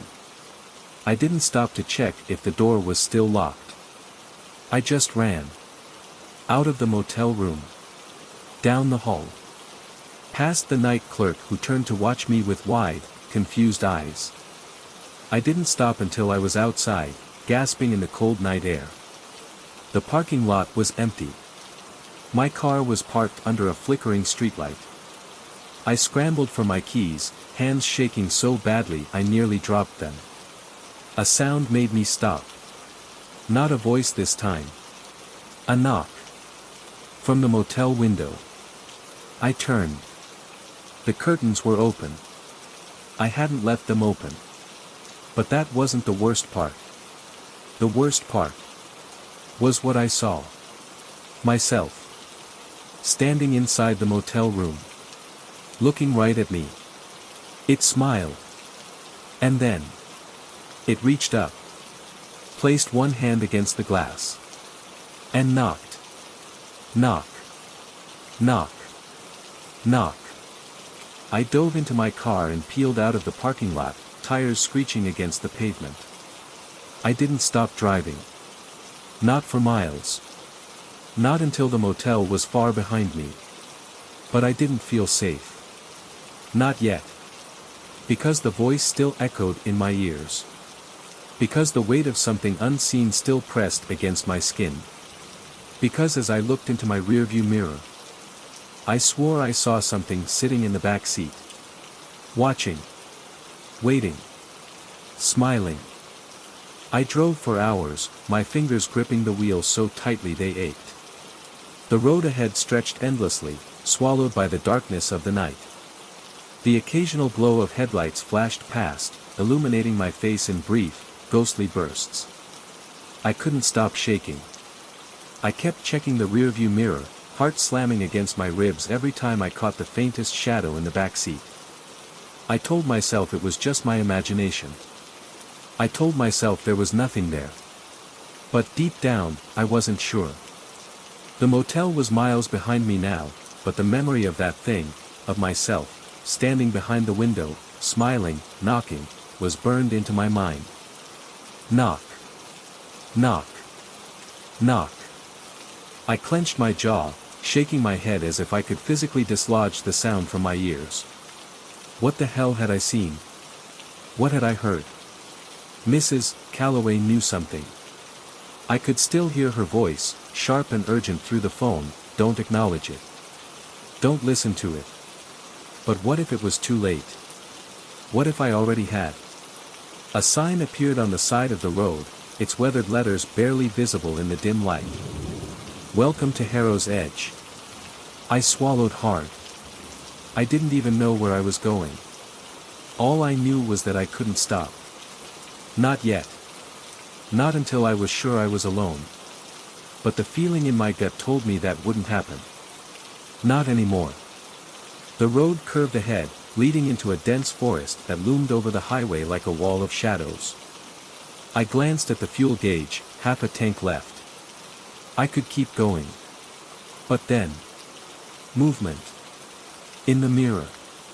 My stomach turned to ice. I didn't want to look. But I had to. Slowly, I shifted my gaze up, my breath catching in my throat. The back seat was empty. I exhaled, a shuddering, shaky breath. Maybe I was losing my mind. Maybe exhaustion was making me see things. But then. A whisper. So close. Too close. Why are you running? My blood ran cold.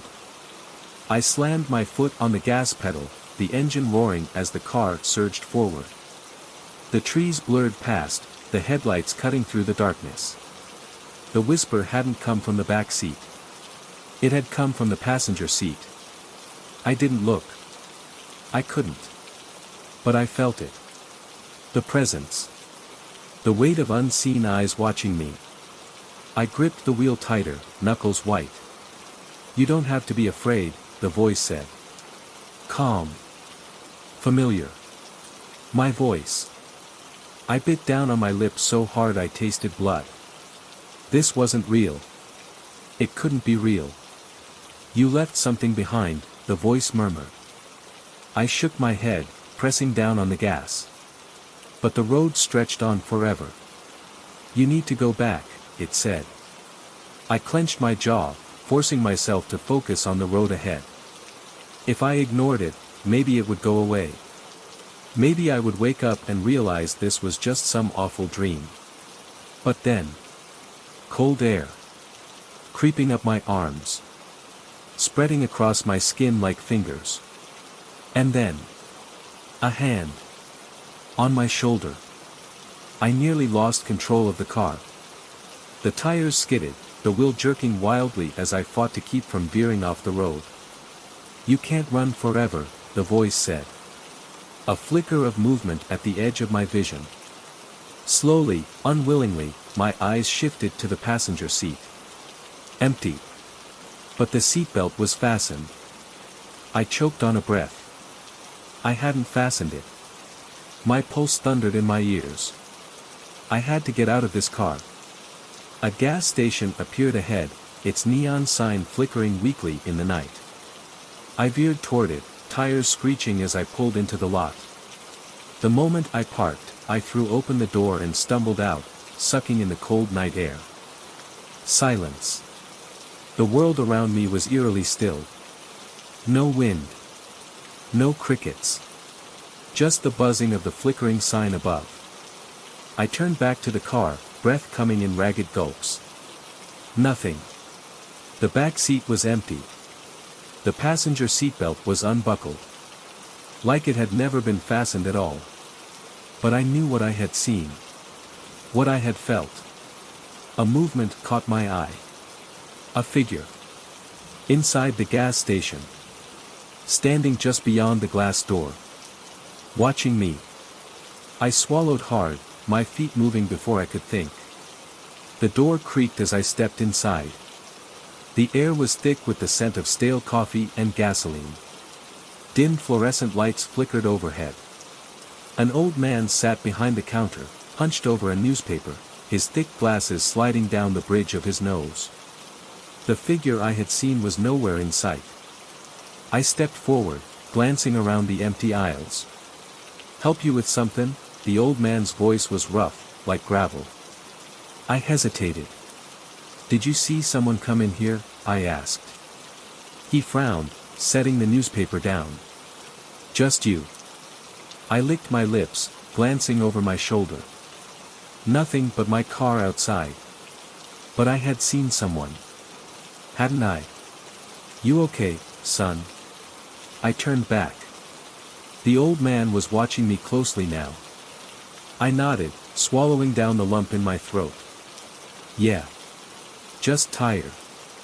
He grunted, like he didn't believe me, but didn't press the issue. I moved toward the back of the store, grabbing a water bottle from the fridge. The cold plastic felt grounding in my hand. But as I shut the fridge door, a reflection. Not mine. Standing behind me. I spun around. No one was there. But the glass of the fridge was still fogging, like someone had been breathing against it. My stomach clenched. I dropped the bottle. Turned. And ran. The old man called after me, but I didn't stop. I reached my car, fumbling with the keys, breath hitching in panic. I threw the door open, slid inside, locked it. Exhaled. Silence. But then. A whisper. From the back seat. Why did you leave? I couldn't breathe. My chest felt like it was caving in, my lungs refusing to work as I sat frozen in the driver's seat. The whisper had been right behind me. In the back seat. But I couldn't turn around. Every muscle in my body locked up, every instinct screaming at me to run, to get out of the car and keep running until my legs gave out. But where would I go? I had already driven miles away from that cursed house. And yet, somehow, it had followed me. Or maybe it had never left. You shouldn't have left, the whisper came again, closer this time, a breath against the back of my neck. I squeezed my eyes shut, my fingers tightening around the steering wheel. It's not real, I whispered to myself. It's not real, it's not real, it's not real. But then. Cold fingers slid over my shoulder. My eyes flew open, and before I could stop myself, I turned. The back seat was empty. But the air was heavy, thick, pressing down on me like an unseen force. I fumbled for the ignition, my hands shaking so badly I could barely fit the key in. The engine roared to life, and I slammed my foot on the gas. The car lurched forward, tires screeching against the pavement as I sped out of the gas station parking lot. I didn't know where I was going. I just knew I had to keep moving. But the moment I looked up at the road ahead, my blood turned to ice. A figure stood in the middle of the highway. Tall. Unmoving. Waiting. I swerved hard, tires screaming as I barely missed it. My heart hammered so violently I thought it would burst out of my chest. I glanced in the rearview mirror. Nothing. No one. But I had seen it. I knew I had. My breath came in sharp, ragged gulps, my knuckles white as I gripped the wheel. This wasn't happening. This couldn't be happening. But it was. I had to find out what was happening to me. I needed answers. And there was only one person who might have them. Mrs. Calloway. I grabbed my phone, my fingers shaking as I scrolled through my recent calls. I hit dial. The line rang. Once. Twice. Then. Click. Silence. Mrs. Calloway, I gasped, my voice barely above a whisper. Please, you have to tell me what's going on. I think something followed me. More silence. Then. A breath. Ragged. Wet. Too close to the speaker.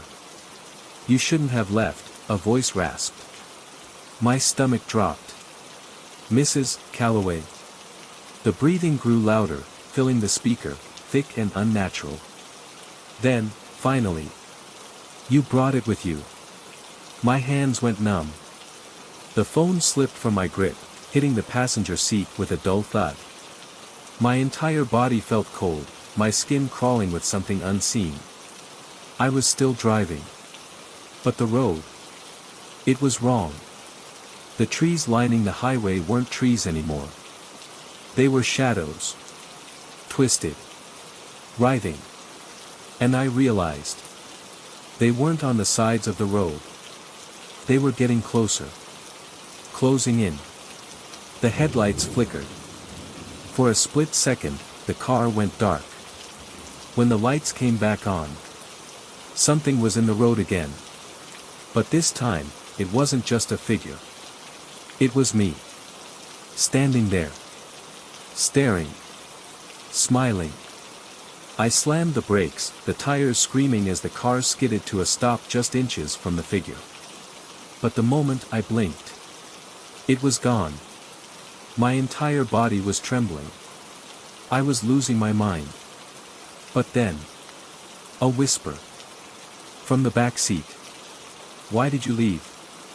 I couldn't do this anymore. I threw the car into reverse, spinning it around. I had to go back. Back to the house. Back to where it started. Because no matter how far I ran, it would always find me. The house was waiting. And something inside it wasn't done with me yet. I don't remember the drive back to the house. One moment, I was on the highway, the road stretching endlessly before me. The next, I was pulling up to that rotting front porch, the headlights casting long, eerie shadows over the warped wood.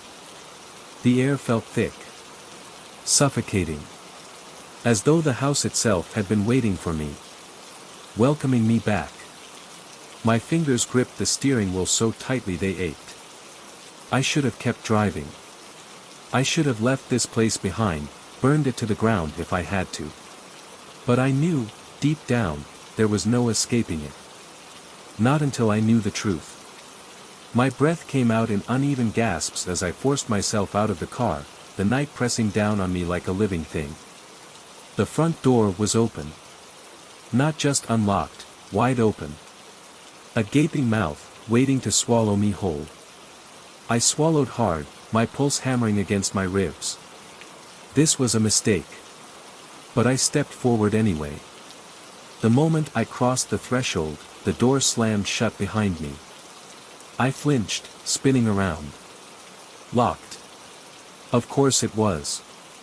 The house groaned around me, its old bones settling in the silence. Except it wasn't silent. Not anymore. Somewhere upstairs, footsteps echoed. Slow. Deliberate. I clenched my jaw, forcing my feet to move. One step. Then another. The air was colder here. Heavy with the scent of dust and something sour, like old sweat and decay. The walls felt closer than before, the house shrinking around me. And the footsteps continued. Upstairs. Waiting. I reached the bottom of the staircase, my heart threatening to burst through my ribs. The steps loomed before me, stretching upward into the darkness. I placed a foot on the first one, and the wood let out a long, shuddering creak. Then, the footsteps stopped. Silence crashed over the house like a wave. I held my breath. Then, from above, a whisper. Too soft to understand. But it was my name. I nearly bolted right then, but I forced myself to keep going. Whatever was happening here, I had to end it. The second floor was worse.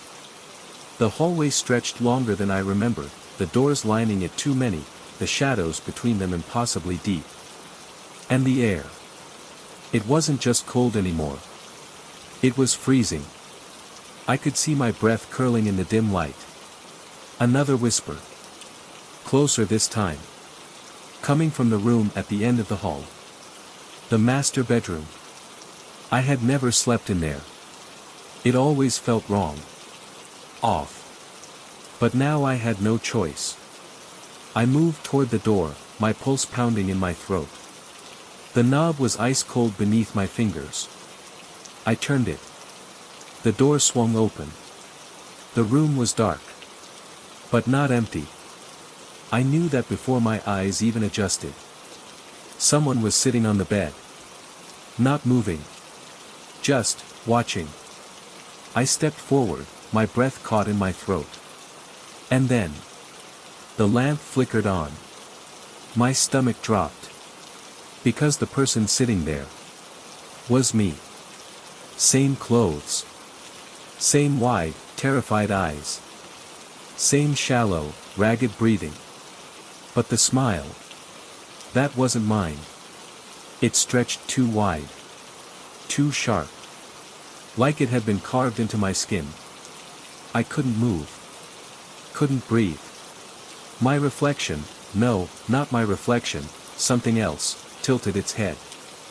Then, in my own voice. "You shouldn't have left." My body went cold. Numb. The thing on the bed leaned forward, its grin widening. "You let it out."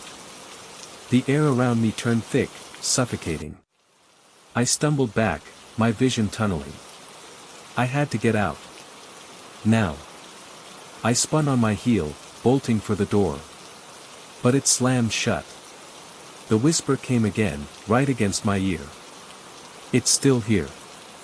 Then the room exploded with sound. The walls shook. The floor trembled.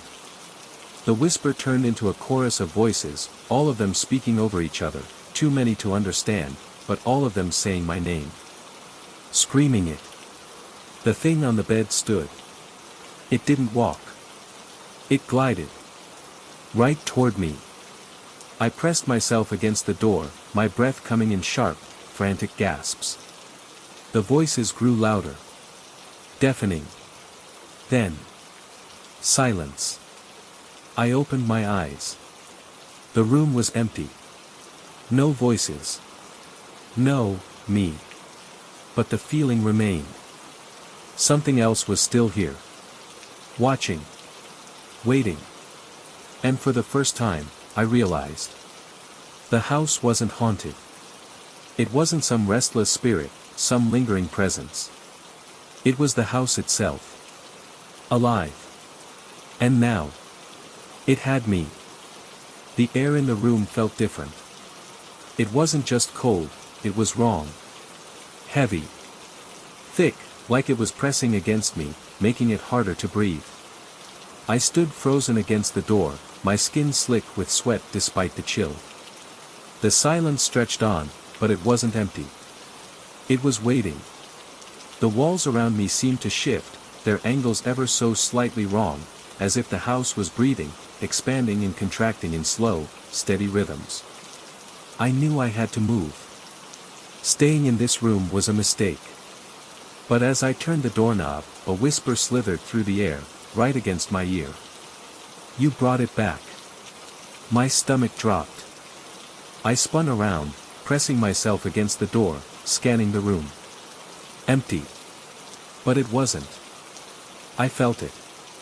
Something was here. Something unseen, lurking just beyond the veil of normality.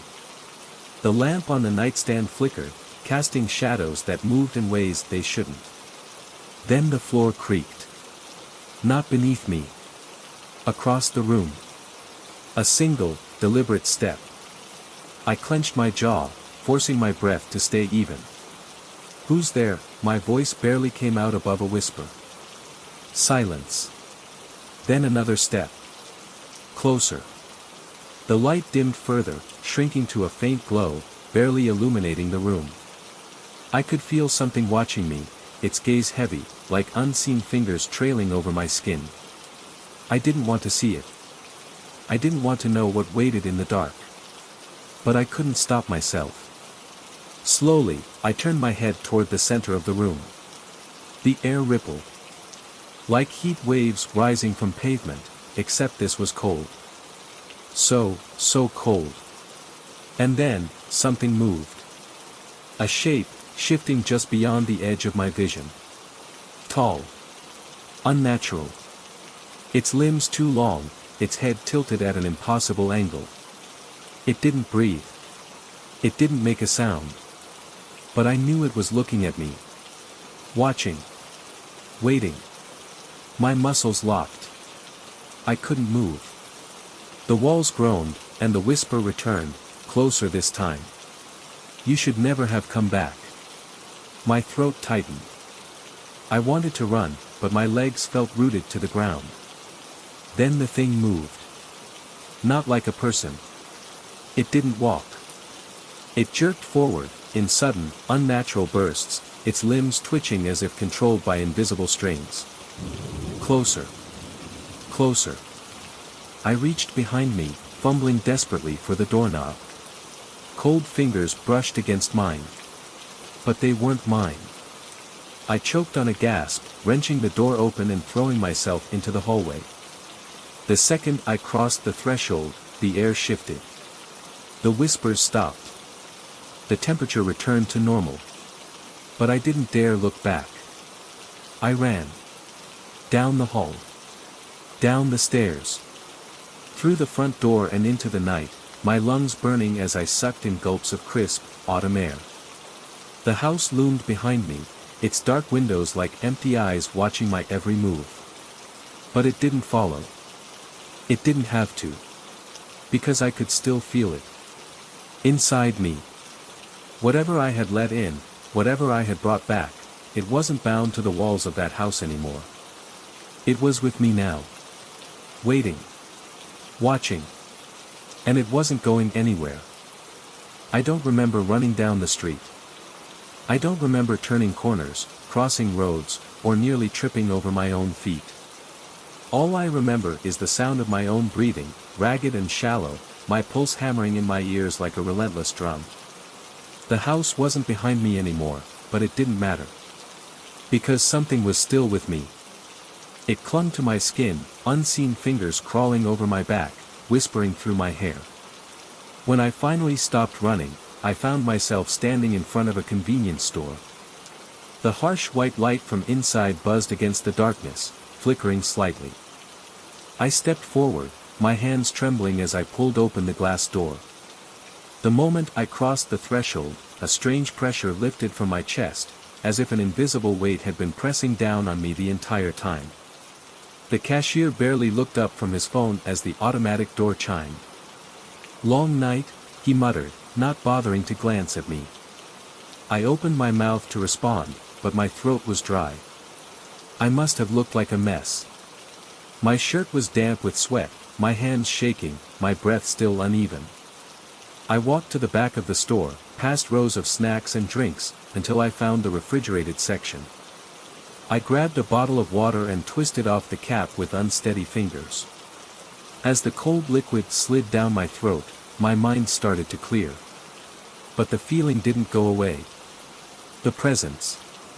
It was still here. I caught movement in the corner of my eye and turned sharply. A security mirror hung in the corner of the store, angled downward to capture the aisles. I was standing alone. But I wasn't. Behind me, just barely out of focus, stood a figure. Tall. Unnatural. Limbs too long. Head tilted at an impossible angle. The water bottle slipped from my grasp, crashing to the floor, the plastic crinkling loudly against the tile. The cashier finally looked up. "You okay?" I turned to look behind me. Nothing. I swallowed hard and nodded, forcing my hands into my pockets to hide their shaking. "Yeah," I croaked. "Just tired." His gaze lingered on me for a moment before he shrugged, going back to his phone. I stepped back toward the mirror. Slowly. Carefully. But when I looked again, the figure was gone.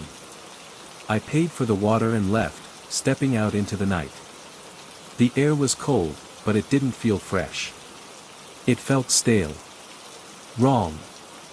I didn't want to go back to the house, but where else could I go? I had no family here. No friends. No one to crash with. The motel down the road was an option, but something told me it wouldn't matter. Whatever was following me, it wasn't tied to the house anymore. It was tied to me. As I walked, my footsteps echoing against the empty streets, I tried to make sense of it. The journal. The rituals. The way the air had changed the moment I stepped into that room. Had I awakened something? Or had it been waiting for me all along? The thought made my stomach twist. The streetlights flickered as I passed beneath them. A stray dog darted across the road, its nails clicking against the pavement. Somewhere in the distance, a car alarm blared. But beneath all of it, I heard something else. Whispers. They weren't loud. They weren't even words. But they were there. Soft, slithering voices curling around the edges of the night. I picked up my pace, my apartment building coming into view. The lights in the lobby glowed dimly, barely cutting through the darkness. I stepped inside, heading straight for the elevator. The doors slid open with a quiet chime. I stepped in and hit the button for my floor. The doors closed. The elevator lurched upward. Then the lights flickered. My breath caught. The floor indicator above the door blinked erratically, jumping between numbers. The air grew colder. Then, just as suddenly, the elevator stopped. The doors didn't open. Silence. Thick. Suffocating. Then. A sound. Not from the elevator. From the emergency speaker. Soft. Distorted. A whisper.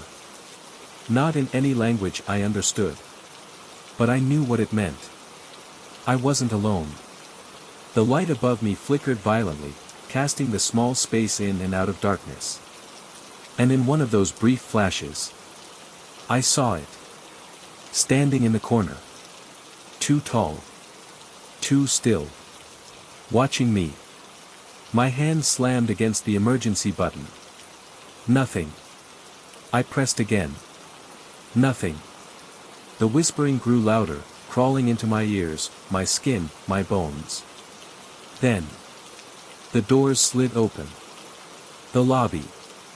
As if I had never moved. My heart pounded as I stumbled out, my legs nearly giving way beneath me.